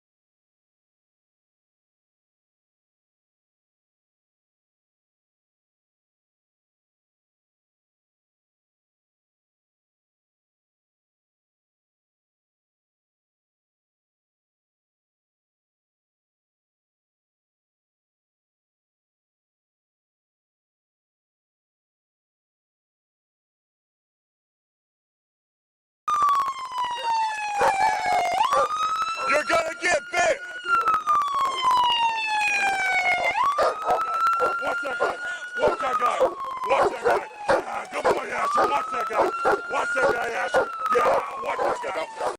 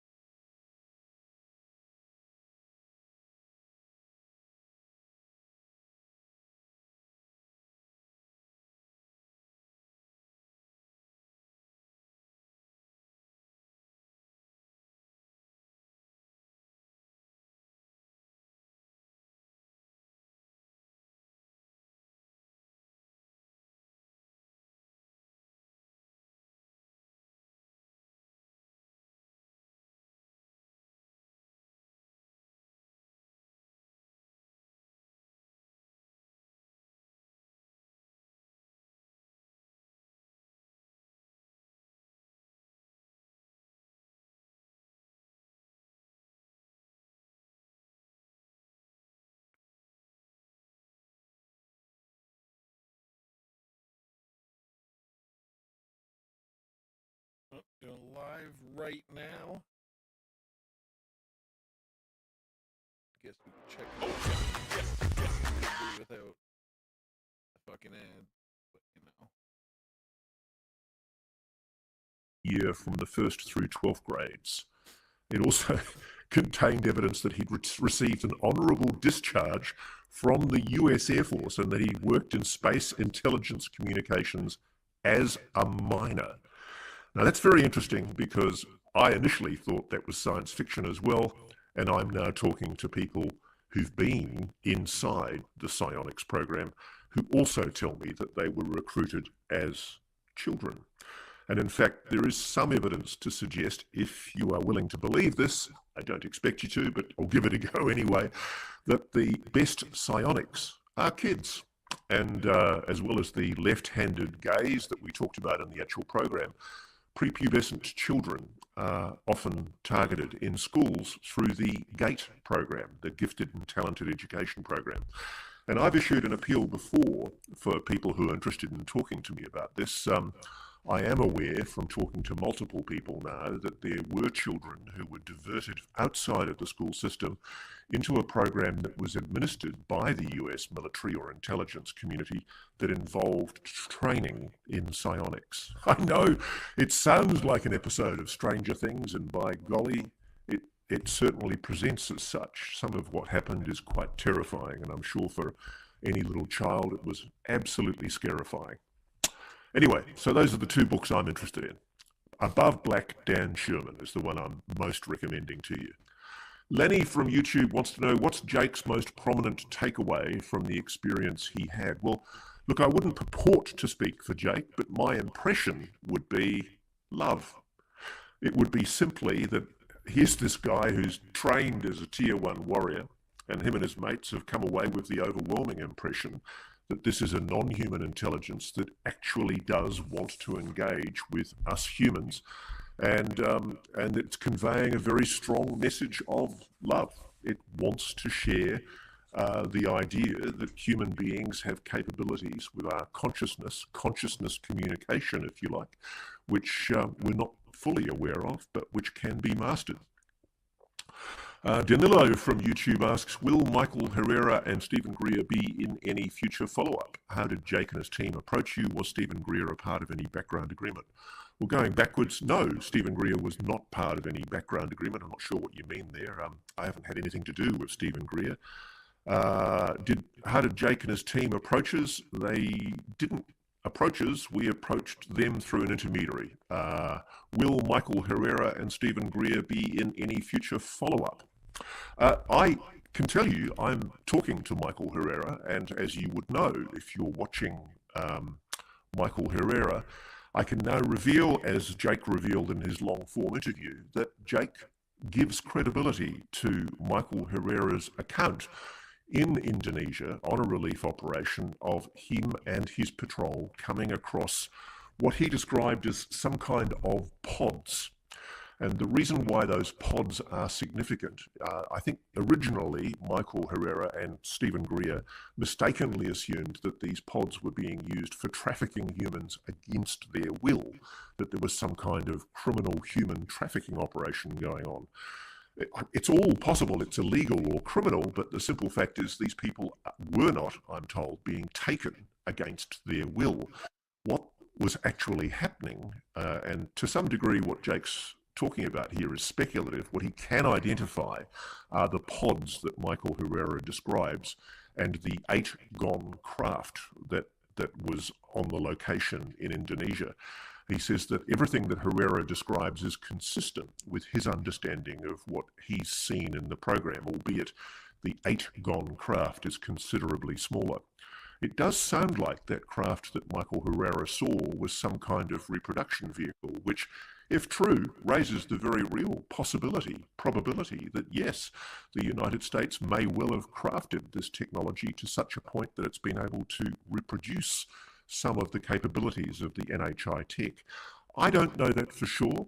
At the moment, if anybody wants to ask me this question, what I do know is that we have learned how to operate the NHI tech that is retrieved using human consciousness. My sources are actually telling me that it has been an extremely difficult process to attempt to replicate the materials science technology behind these craft, that it's literally thousands of years ahead of our capabilities. So there's a nuance there. But what I can tell you is that Jake has told me that the pod that Michael Herrera gave Jake a very clear and accurate description of is essentially conforming to the shape and design of the objects that are used by the psionic assists in the program. That essentially, in order to assist the psionic assists to do what they do, which is to consciously connect using their abilities to NHI craft, and I know this sounds like science fiction, they need somewhere to essentially meditate, and that these pods provide them with that capability. That's all I know for the moment. Let's answer some of the questions that are coming out on the Q&A. Oh Christ, I'll be here all day.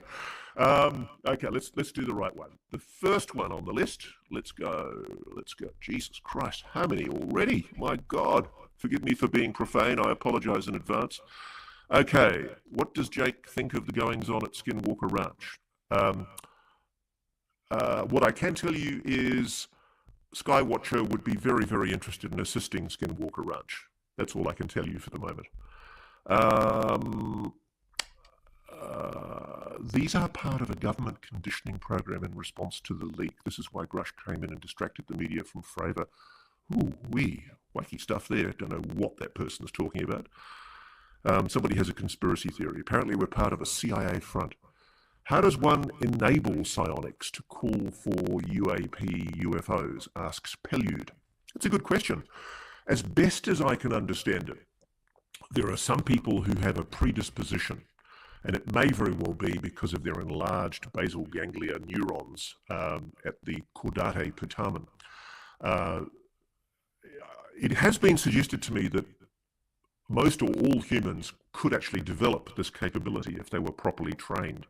But essentially it's a form of meditation. It's a form of engagement using human consciousness to engage with NHI.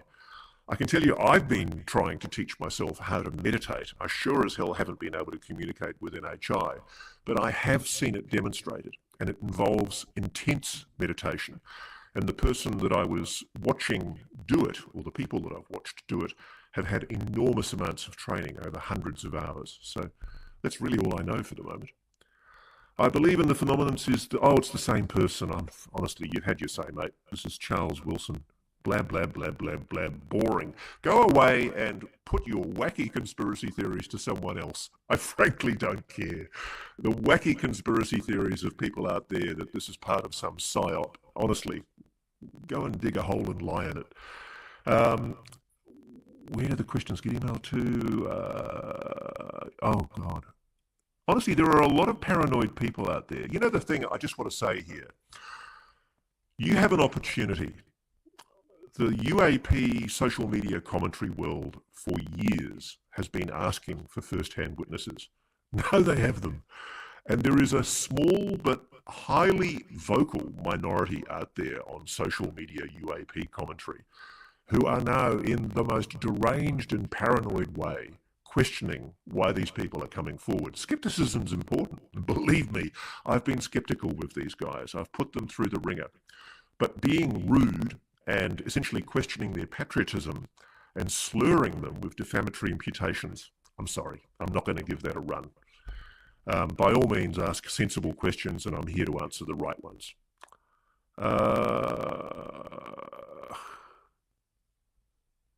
Is there a sect of people that have always known these NHI existed? Do these people have influence over most all nations? A sect of people. That implies some kind of religious connotation. No, I am not aware of any religious knowledge of this. One thing that does interest me is I do think the Church of Scientology knows a lot more than it's letting on. And it's interesting because Danny Sheehan has indicated something about this. I strongly recommend people go back and have a look at his interviews. I also think that it's interesting that the Mormon Church has an inordinate number of people working inside the legacy program. And yes, we know who you are.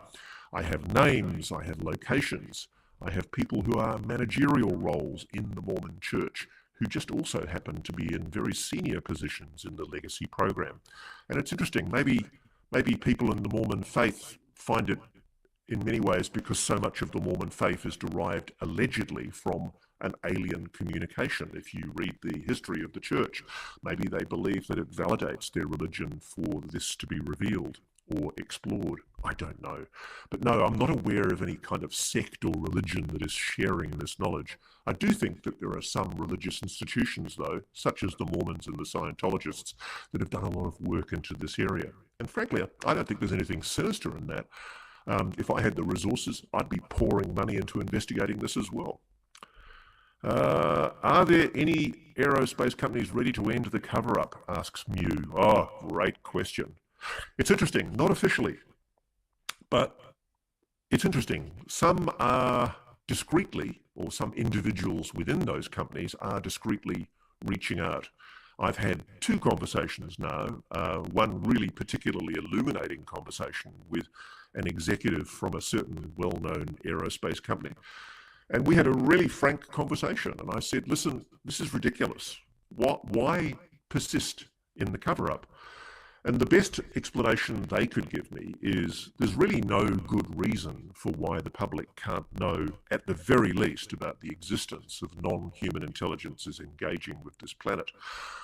What they're worried about is being forced on a slippery slope. They're forced that disclosure would force them or compel them to reveal things that are regarded as national security sensitive, such as what level of development of weaponry or propulsion capabilities or energy capabilities has been derived from this non-human tech.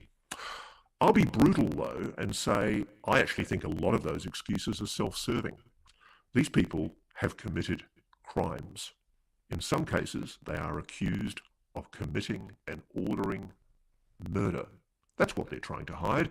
And I think it's very self-serving that right up to the level, I believe, of the National Security Council of the White House, there is an attempt to suppress this story, with Congress people and senators being told to shut up and not ask questions and stop rocking the boat on the UAP issue. There's a very strong and deliberate, and I think panicking attempt to shut this all down.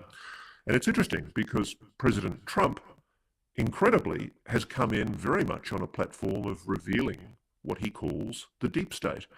And whatever you think about the rights and wrongs of claims about the deep state, the cabal of people who are concealing an allegedly illegal and criminal program that is spending billions of dollars of taxpayer funds in an unauthorized way is by definition a deep state cabal.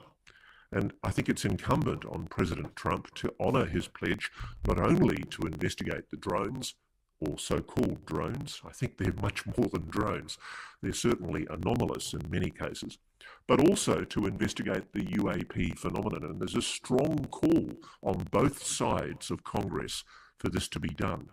And I guess what's happening, what's my view on what's happening? I think the incoming president is taking a temperature. He's probably going to ask for a briefing about what's really going on in the UAP retrieval program. And I suspect successive presidents, when they have asked this, have been shut down. And it's going to be a matter of courage and transactional judgment for the new president, whether it's something that he wants to reveal.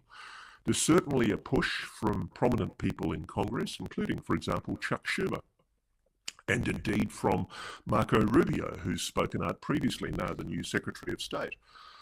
But Donald Trump, it's very clear, is his own man, and I think the final judgment will be up to him.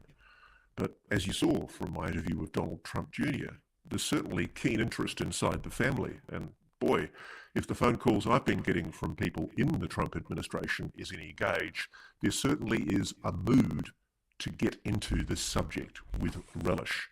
And if I was somebody in private aerospace who's sitting on this secret, I would be making a clean breast of it and coming out. I really do think, in all honesty, apart from the people that have ordered murders, which I think should be held to account and properly prosecuted and investigated, I really do think that there's a really good, strong argument that in the interests of truth, in the interests of public right to know, we should offer a reconciliation, Truth and Reconciliation Commission, where these people are given an opportunity to tell the truth in a public forum, a bit like a church commission.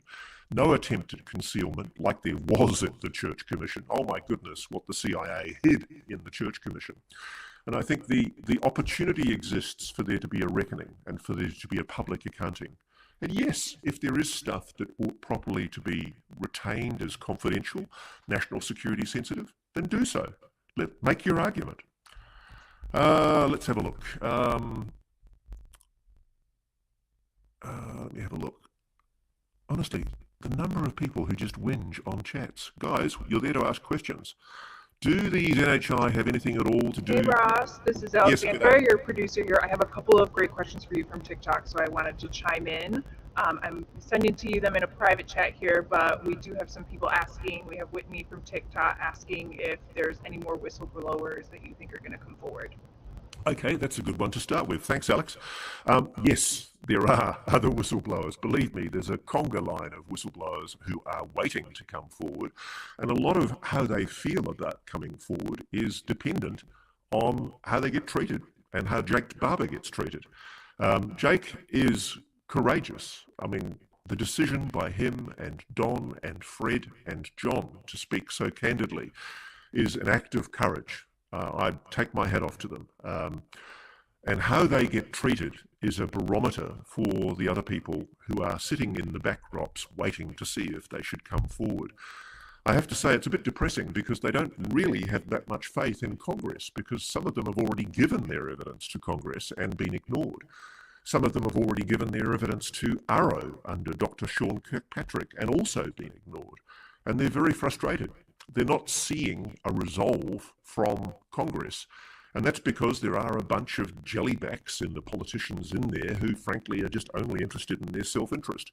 They're transactional people who are making a judgment about what's best for them, not for the US taxpayer or indeed the world at large. What we need is political courage. And I guess a lot of people are looking to President Trump. Will the new president be a man of resolve? Will he stand by what he's promised to do? Will he challenge the deep state, the cabal that is protecting this secret? Will he be nobbled by the intelligence community as it is so desperately trying to do? Question from TikTok in the chats. Do we know what was inside the egg-shaped UAP? Were there words on the outside? No and no. There was no indication from the people that appeared in the program. They have no knowledge of what was inside the egg-shaped craft because they were the retrieval people. And the way it works in the program is it's very compartmentalized. You have a team who do the retrieval, you have the team who do the pickup on the flatbed and take it to the facility. And I am talking to people who've been involved in the receiving end, and for them it's a lot more sensitive because they're slightly more senior. Let's put it at that, without revealing too much. And they're making a value judgment about what happens. They're waiting for President Trump to indicate that he's actually serious about this. And once the president indicates that he is serious about this, by golly, the floodgates are going to open. Do you speak with journalists like Knapp, Corbell, and other journalists before you come out with whistleblower specials? Look, I do talk to George and Jeremy and other journalists, but obviously I haven't told them that I'm working on this story. Journalists work as competition. I've got huge respect, by the way, for George Knapp and what he does. He's done some fantastic work over the years, and I was surprised, by the way, that Jeremy's role in getting hold of the Immaculate Constellation document wasn't disclosed to the Congress. If that's correct, I'm really shocked to hear that. And I'm pretty sure, by the way, that the person who provided the Immaculate Constellation document is somebody that I'm aware of. And I had a conversation with them at one stage and explained that because I work in TV, I needed somebody who could prove the provenance of the document. And that might have been a confounding issue in that person deciding whether or not they went with me. I'm not sure.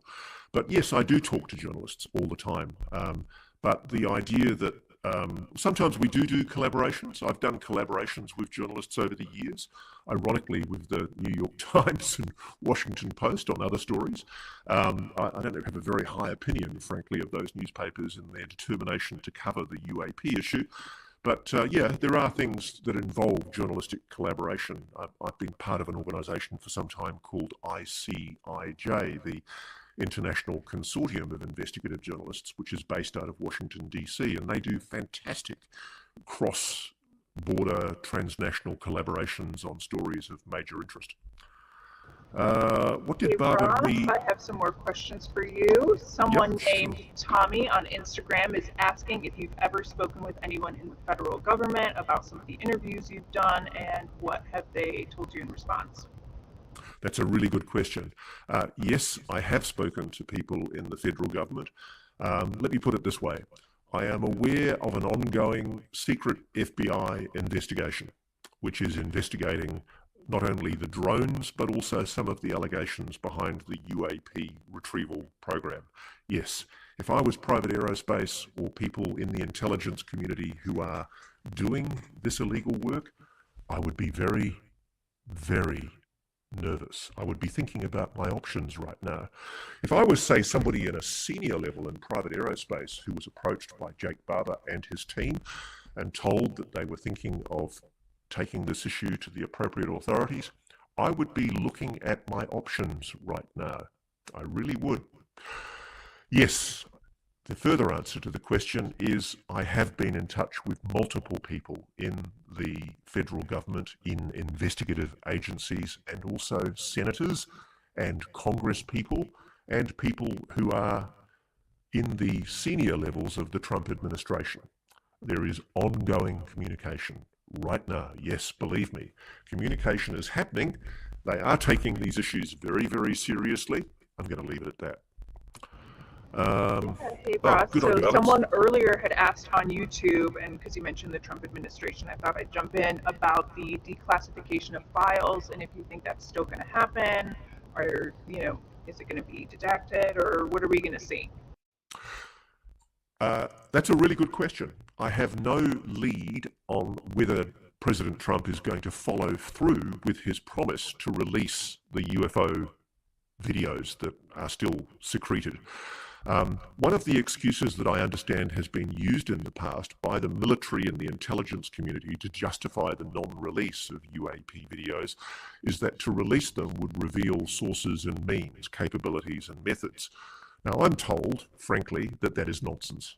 That, as has been demonstrated in the past with events where we've wanted to show interdictions between Russian aircraft and US drones over the Black Sea, where US drones have been improperly and indeed illegally under international law meddled with by Russian aircraft, we've been quite happy to show the high-definition imagery that I know exists from these drone technologies.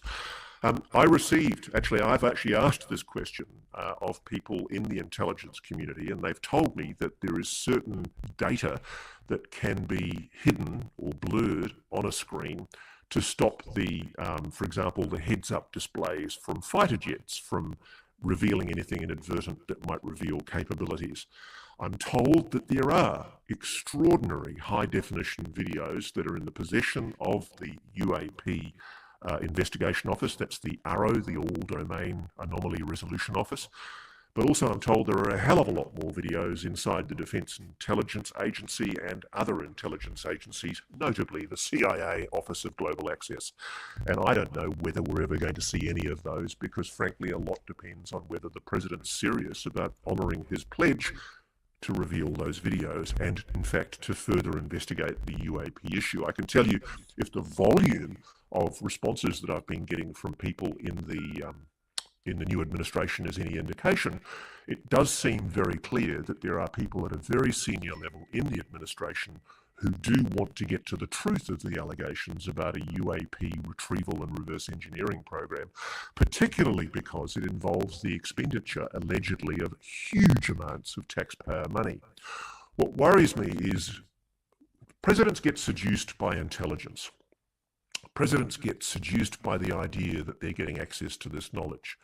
And it worries me that you'll get some slimy guy from the intelligence community going into the Oval Office and saying, you know, Mr. President, this is the biggest secret of all because it's the most important thing in our armory that we've got to defend ourselves against the Russians and the Chinese. The public can't know about NHI because if they are told about NHI, it will force us to reveal all of our secrets. Now, frankly, I don't think that's tenable anymore. I do think that the public respect why we can't know how to make a thermonuclear bomb.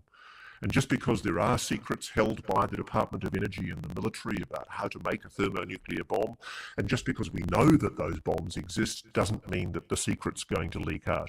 And I think the same thing about NHI.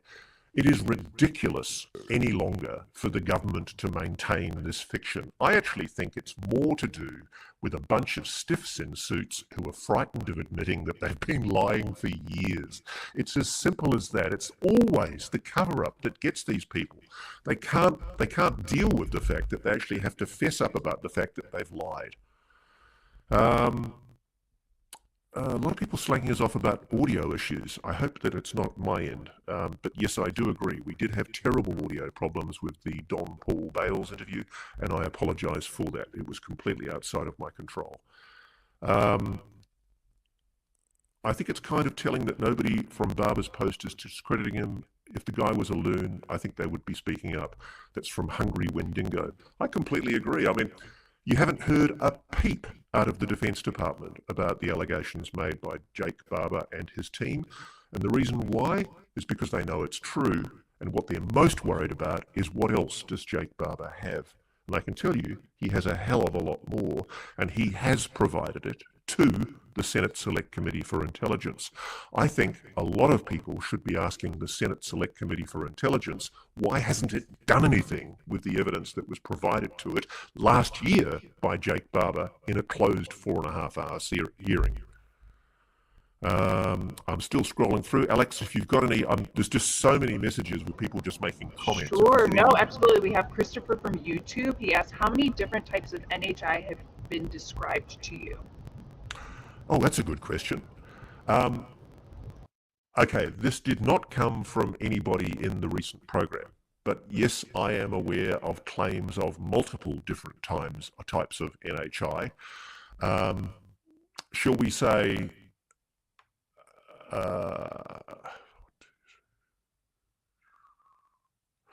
certainly minimum 8 different types of craft, and probably, to be sure, from witnesses, multiple witnesses, 6 different types of species. I hope that answers your question. And don't ask me which ones. Let me have a look here. If you have someone who can pilot this thing, why not during the day for better imagery? Oh, believe me, there is better imagery. One of the issues for the people who provided us with that video, and it did not come, by the way, from Mr. Barber or his team, is that the difficulty with selecting which video to provide comes from enabling identification of the person who procured it. And so for the people that have taken the risks to provide us with the video, it is a very delicate balance. And so some of the really good imagery is daytime imagery, and it exists, believe me. And I am aware of other imagery, and it's pretty bloody good. Someone here from YouTube asked if you've seen something personally that's undeniable proof of NHI. Oh, look, if you're asking me, have I seen a video that's undeniable proof of NHI, I don't think any video would ever satisfy any debunker, skeptic, or crackpot dubious person. The simple fact is, what level of evidence? I mean, we've had people squawking for years about the need for first-hand witnesses to the legacy retrieval program, and the small vocal minority on Twitter and other forums is basically saying, oh, yes, but what evidence is there still? And the simple fact is, I don't know what evidence convinces people I don't even know if people would believe it if the president stood up and said, ladies and gentlemen, we've been lying to you for 70 years, but that may eventually happen. Any more, Alex? Yeah, so that brings me to the next question. Tommy from Instagram asks, do you think another country, say China, might disclose information before the United States? Yes, I do. And indeed, that has been touted as a very serious possibility. Let me say categorically, I know for a fact that the Chinese and the Russians have retrieved craft. And in fact, absurdly, I'm aware of situations where early in Glasnost, Americans were involved with Russians in a retrieval. Go figure. Now that we've fallen out and don't get on with each other anymore, the thing I find really interesting is that the Russians and the Chinese both know about NHI. It's an open secret. And I don't know necessarily that there's been some kind of an agreement between the Russians and the Americans and the Chinese not to reveal this, but I think for all of them, there is this secret Cold War going on, this secret arms race that David Grush referred to in his interview with me in June 2023. They are all competing, and indeed there have been situations where there have been retrievals overseas by Americans. And there have been situations where they are essentially competing with foreign adversary rivals to recover those objects before they do. It's a very interesting situation. And yes, there are archaeological finds, and people might guess what I'm talking about. Any more, Alex? Because I frankly can't keep up with the volume. A few people have asked about whether you've heard stories similar to Barber's before. Oh, yeah.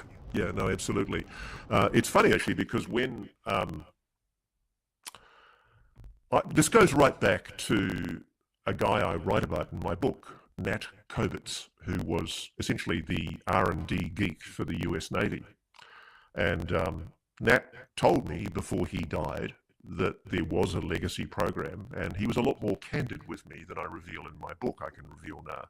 He introduced me to multiple people who told me and introduced me to people in the legacy retrieval and reverse engineering program.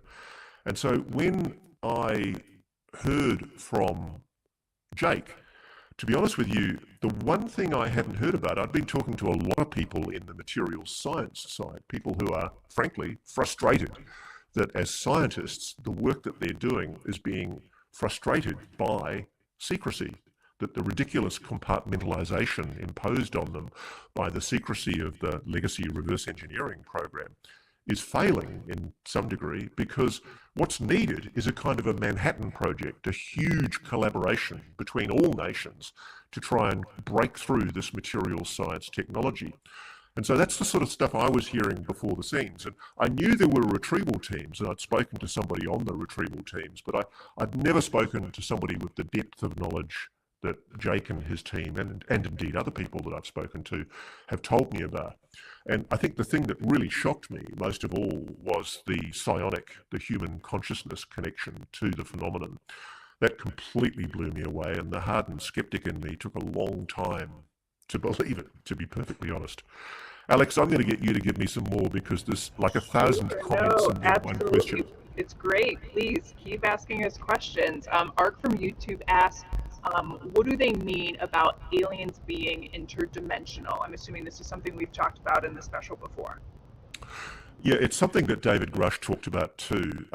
And look, to be honest, I'm not a quantum physicist, but I do know that in quantum physics, a multi-dimensional universe is hypothesized, and it would explain the mathematics behind our understanding of the universe currently.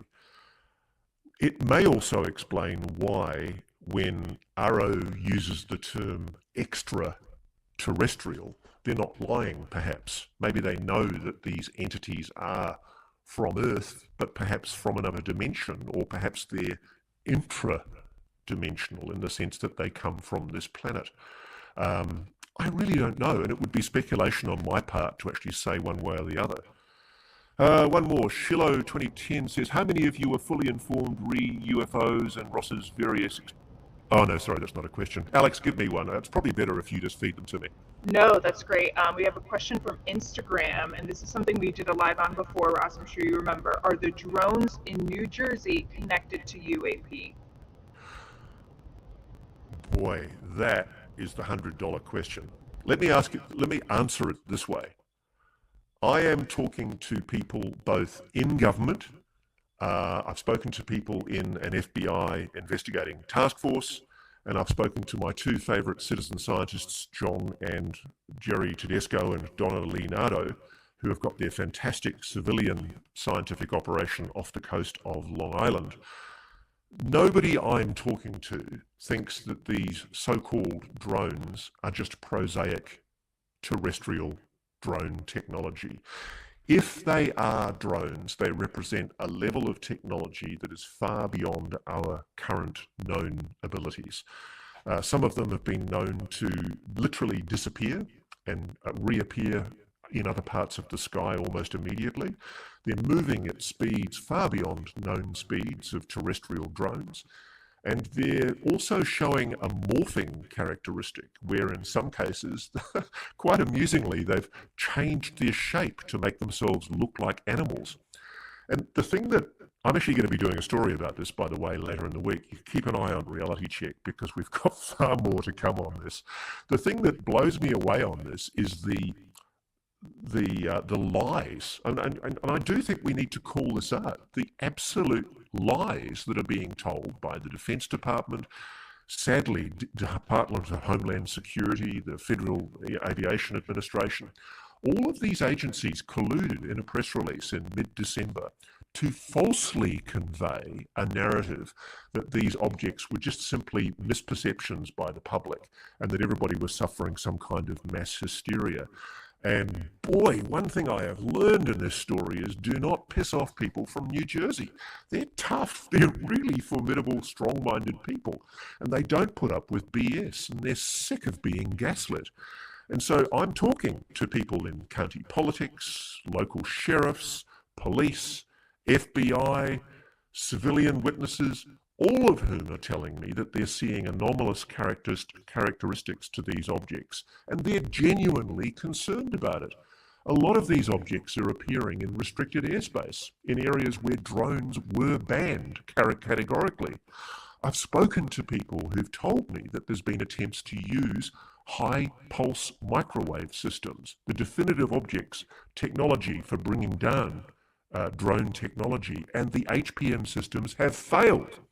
There was a military unit secretly deployed off the coast of New Jersey to use this technology on the objects that were appearing over the ocean. And they had to be very careful how they use it because this HPM technology operates in a broad spectrum and can knock out any aircraft in the area. So they have used it and it has failed.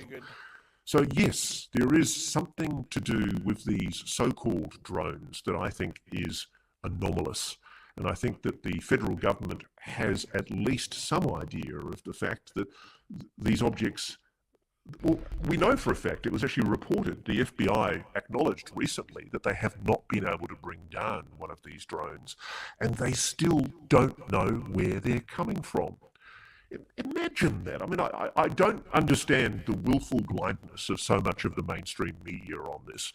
You have, over the national capital, Washington, D.C., drones, in some cases, hovering near the White House and the Congress, showing anomalous performance characteristics, incapable of being brought down, not displaying the normal technological signals of who they are and where they come from that are required by law. And what does the government do about it? Nothing. Now, that's led a lot of people to conclude, including people I'm talking to in the intelligence community, they've speculated that this must be some kind of advanced drone technology that's being tested by the government.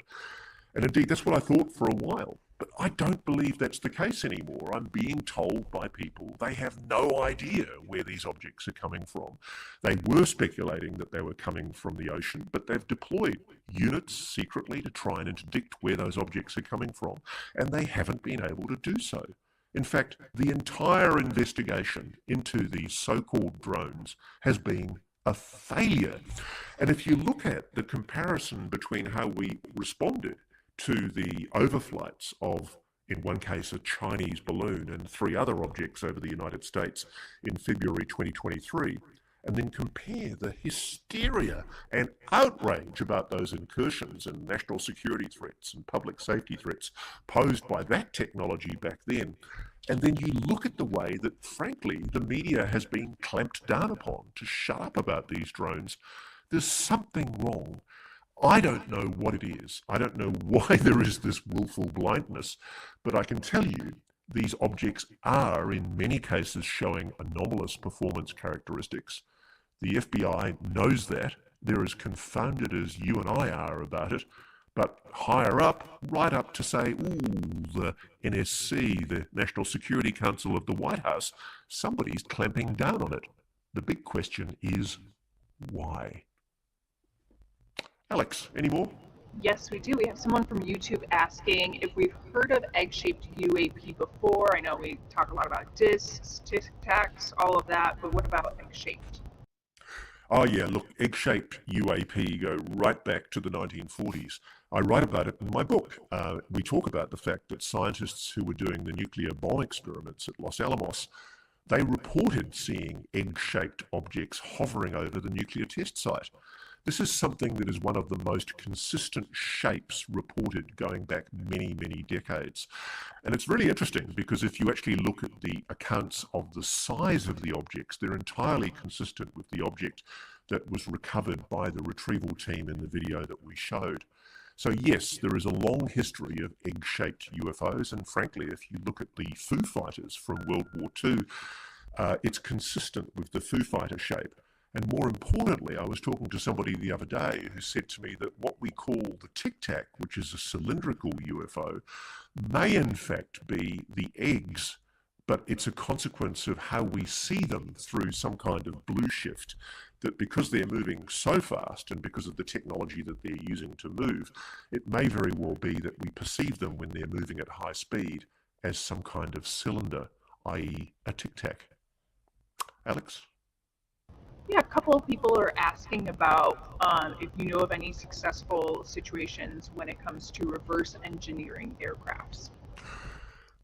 Look, it's funny, I'm getting contradictory stories about this. On the one hand, you've got, say, for example, the Michael Herrera account from Indonesia, which would suggest that certainly a private aerospace company is using what appears to be reverse engineered technology, and that was a gigantic octagon craft being used to move people and machines from Indonesia, presumably back to the continental USA.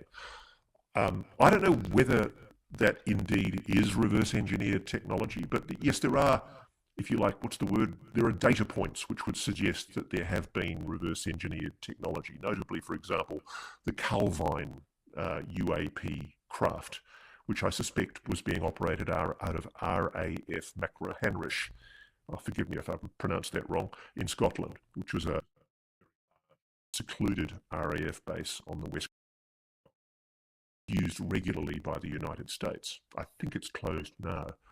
But I do think in history there's been data points which suggest that there is something going on. In my book, for example, I talk about a guy on an oil rig who witnessed jet aircraft escorting what appeared to be a triangular-shaped object moving across the Atlantic.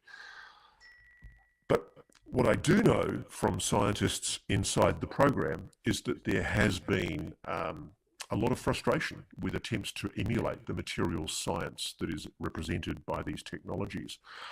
I just don't know enough about it. I know that the program is very compartmentalized, and I've spoken, without giving away any secrets, to people in the program who've told me that they've worked in specific locations, and I suspect that there may very well be parts of the program that a lot of people don't know about. I don't know. I mean, well, I know somebody at some stage is going to ask me, am I aware of any interstellar craft? You know, is the secret space program a reality? Frankly, I have no idea. And please don't ask me about the 20 and back program. I have no idea if that's true or not. Alex? Yeah, we have an Instagram question. Can you go into more detail about what you saw during the gathering you and Jake attended?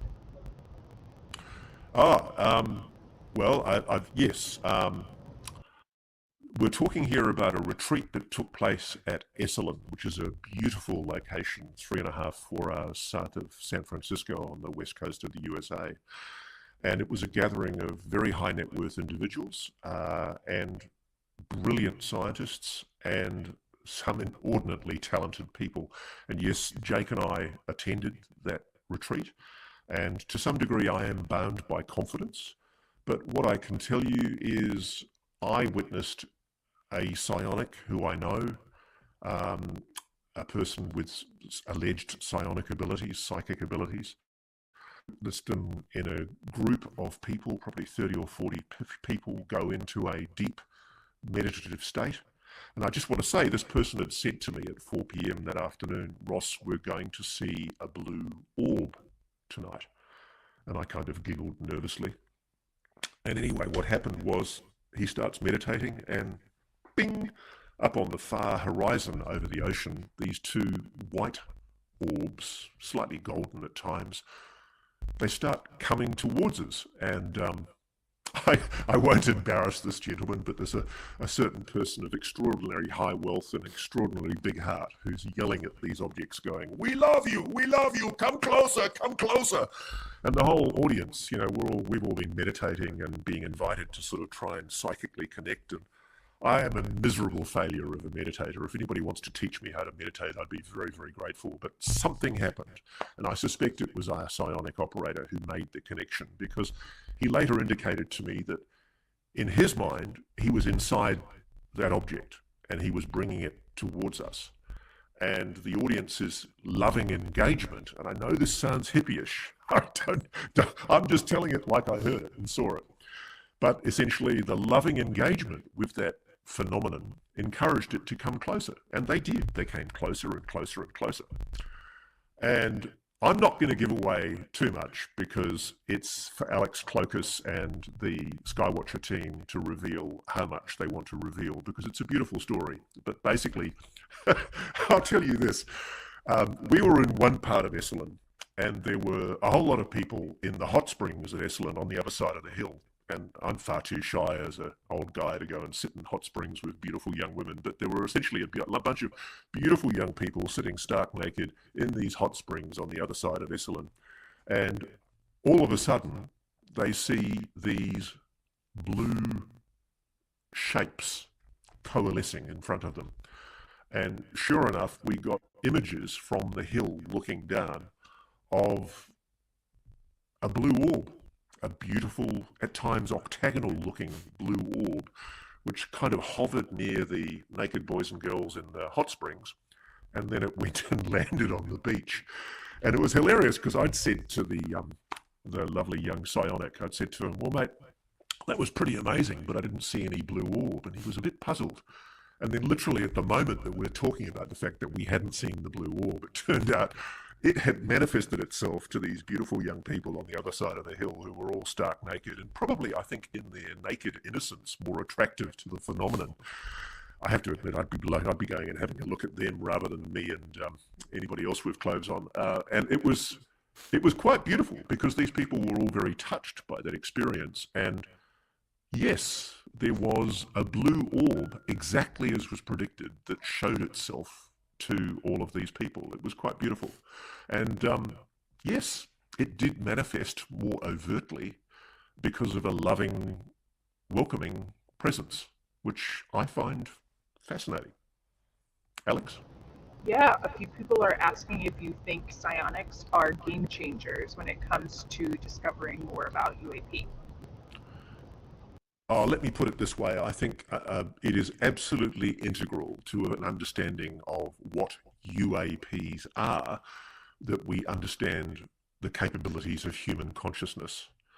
There is a definite, I've seen it, consciousness connection between the human mind and the capability to connect to whatever this is, be it a technology or a being or a sentience of some kind. People I've spoken to inside the program, I should mention this by the way, who've told me they've seen inside the egg and other craft, they tell me there's no control, there's no steering wheel or no levers to push. Basically, they're almost empty. And it would explain why the capacity to psionically connect with that technology is the way that it's used. Another story I got told, without giving away any names, is that for years there was a craft that was hovering in one of these dark, secret Black World warehouses, and nobody could figure out how to open the bloody thing.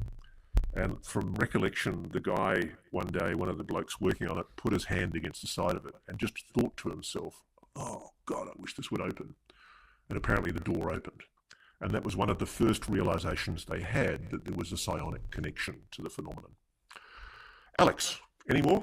I'm getting tired, to be honest. My voice is going. No, I was just about to say that I think it's time for us to wrap up, but I do want to remind everybody that they can watch the full special that aired on our website, newsnationnow.com, and let them know that I'm sure we'll be doing this again. So if they have more questions, just keep an eye out on our YouTube page, News Nation, Reality Check Podcast, and we'll have more stuff like this coming up.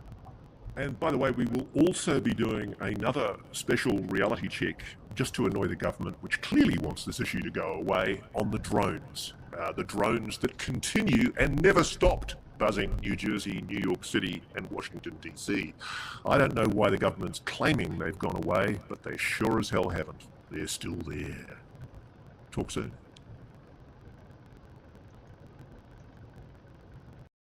All right, they're going to tell us all about the drones.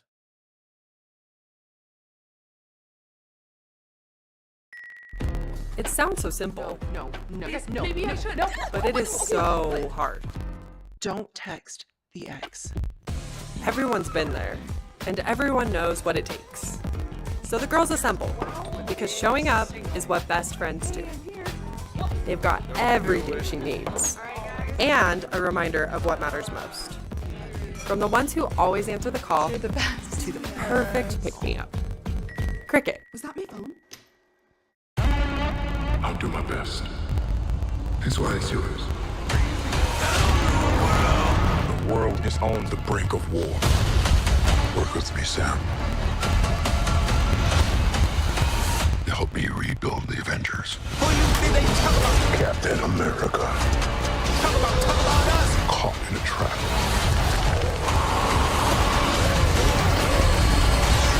Marvel Studios' Captain America: Brave New World. Rated PG-13. Get tickets now. The beams from the lamps cast dancing, eerie shadows on the ancient walls, bringing them to life. Dust, untouched for thousands of years, swirled in the light.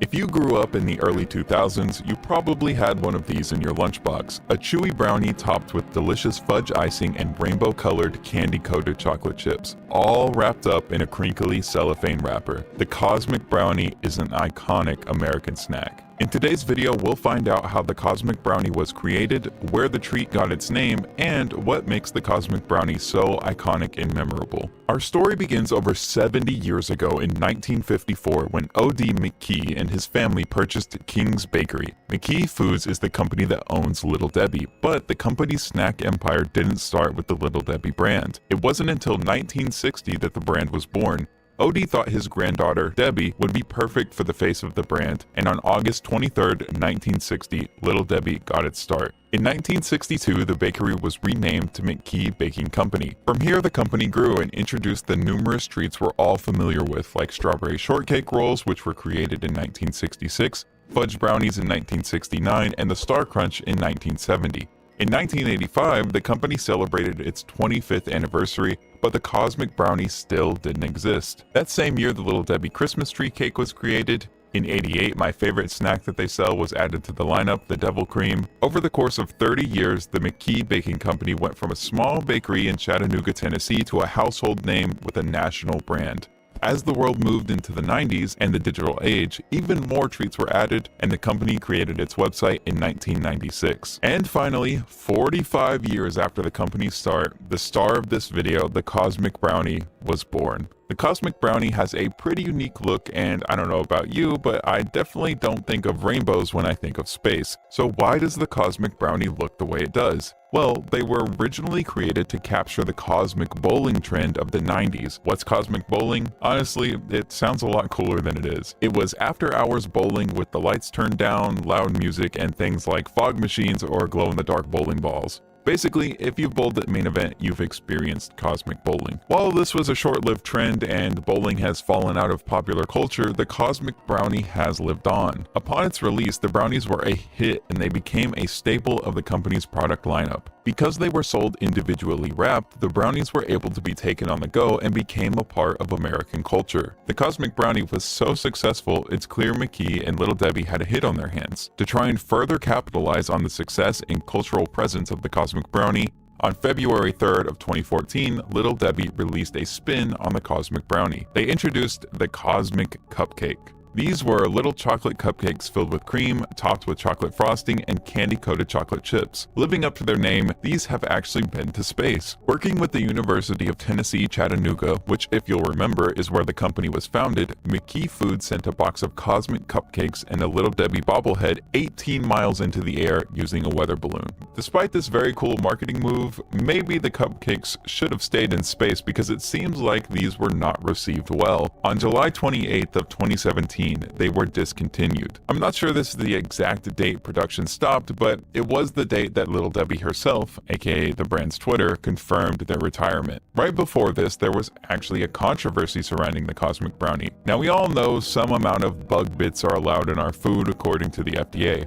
For example, canned tomatoes can have up to 2 maggots per 16-ounce can. That's free protein. However, I don't think anyone expects to find a live worm in their Cosmic Brownie, but that's exactly what one woman claimed in a viral Facebook post. On June 5th of 2017, a woman uploaded a video showing a small tan worm in her Cosmic Brownie. While you can imagine this could be a really big deal, it turns out our space treats are safe. Snopes weighed in on the situation, stating that the worm looked like a pantry moth larvae. These are often found in homes or grocery stores. McKee Foods also spoke out about this with Mike Glokler of McKee Foods, stating, "Time-wise, it's just impossible for anything to come from us. We bake brownies the same way you would at home. The treats are mixed, baked, and packaged within an hour and then put on a truck by the next day. Pantry moths could come from the store, but more than likely it's their home. Typically, what winds up coming into your house with eggs or larvae is pet food, but they'll eat anything grain-based." With that, the Cosmic Worm scare was quashed, and Cosmic Brownies have surprisingly never had another incident like this in their 25-year history. Although, McKee Foods have had another failed attempt at expanding the Cosmic Brownie lineup. It seems like everything these days has to have its go as a cereal, from Dippin' Dots to Peeps to Honey Buns. Every snack seems to be trying it, and the Cosmic Brownie is no different. On May 27th of 2021, Cosmic Brownie cereal was released in partnership with Kellogg. Was this the next big smash hit for Little Debbie and Kellogg?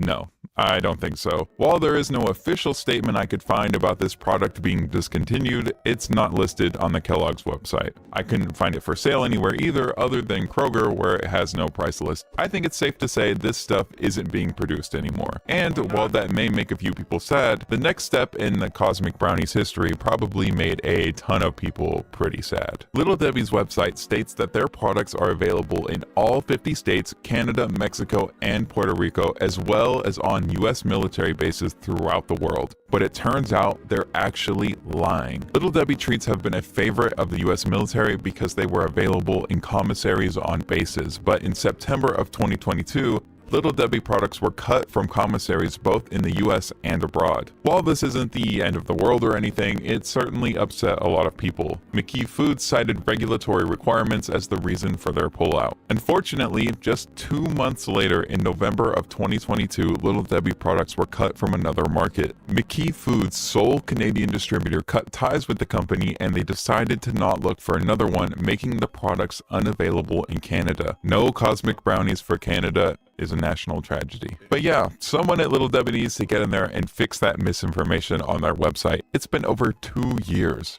Get it together. Speaking of misinformation, there was a TikTok trend centered around the Cosmic Brownie in June of 2023. People debated whether or not the Cosmic Brownie has a line in the middle so you can break it in 2 halves. I'm sure most people remember them with the line. That's because the ones with the line are the original brownies. The ones without the line are actually a vending version of the treat. On July 14th of 2023, McKee created a vending machine version of the brownie. They are a serving size of 4 ounces, are shelf-stable, and individually wrapped. Listen, I love a yummy treat, but the vending machine version of the Cosmic Brownie is so unbelievably unhealthy. Just for some perspective, a normal Cosmic Brownie is 290 calories containing 25 grams of sugar, which is 50% of your sugar for the day. The vending machine brownie is 510 calories with 42 grams of sugar. That's 82% of the recommended daily sugar intake. Remember, enjoy your yummy treats in moderation. With the success of the vending machine version of the product, another attempt to capitalize on the Cosmic Brownie name has been made by McKee, and I mean, it makes sense. Cosmic Brownies are a household name. McKee even sells Cosmic Brownie themed shirts, socks, and journals. They are the favorite Little Debbie treat of people in Idaho, Iowa, New Hampshire, and Utah. The company ships more than 900 million cartons of Little Debbie products each year, and consumers buy over 200 million cartons of just Nutty Buddy wafer bars, oatmeal cream pies, and Swiss cake rolls annually. It only makes sense that McKee would try to expand their lineup and double down on what works, even if their past attempts at doing so have failed. So on October 9th of 2024, McKee Foods introduced Cosmic Brownie Mini Muffins. These are in stores and you can buy them right now, unless of course you live in Canada. Congrats, you're now all caught up on the history of the Cosmic Brownie. From its humble beginnings as an attempt to capture a short-lived fad to becoming a household name, the Cosmic Brownie has had a short but eventful life so far. I look forward to seeing what wacky attempts McKee will make at new Cosmic Brownie products, but until then, thanks for watching. If you want to see more videos about snacks just like this, subscribe and get yourself a yummy treat. Taxes was waiting and wondering and war.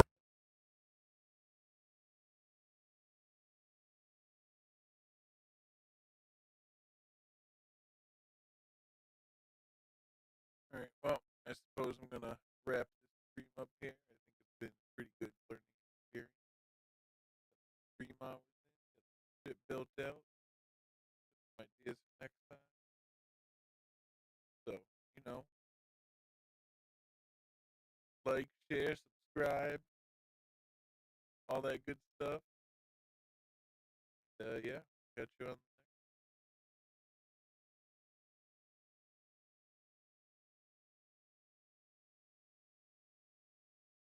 pretty good.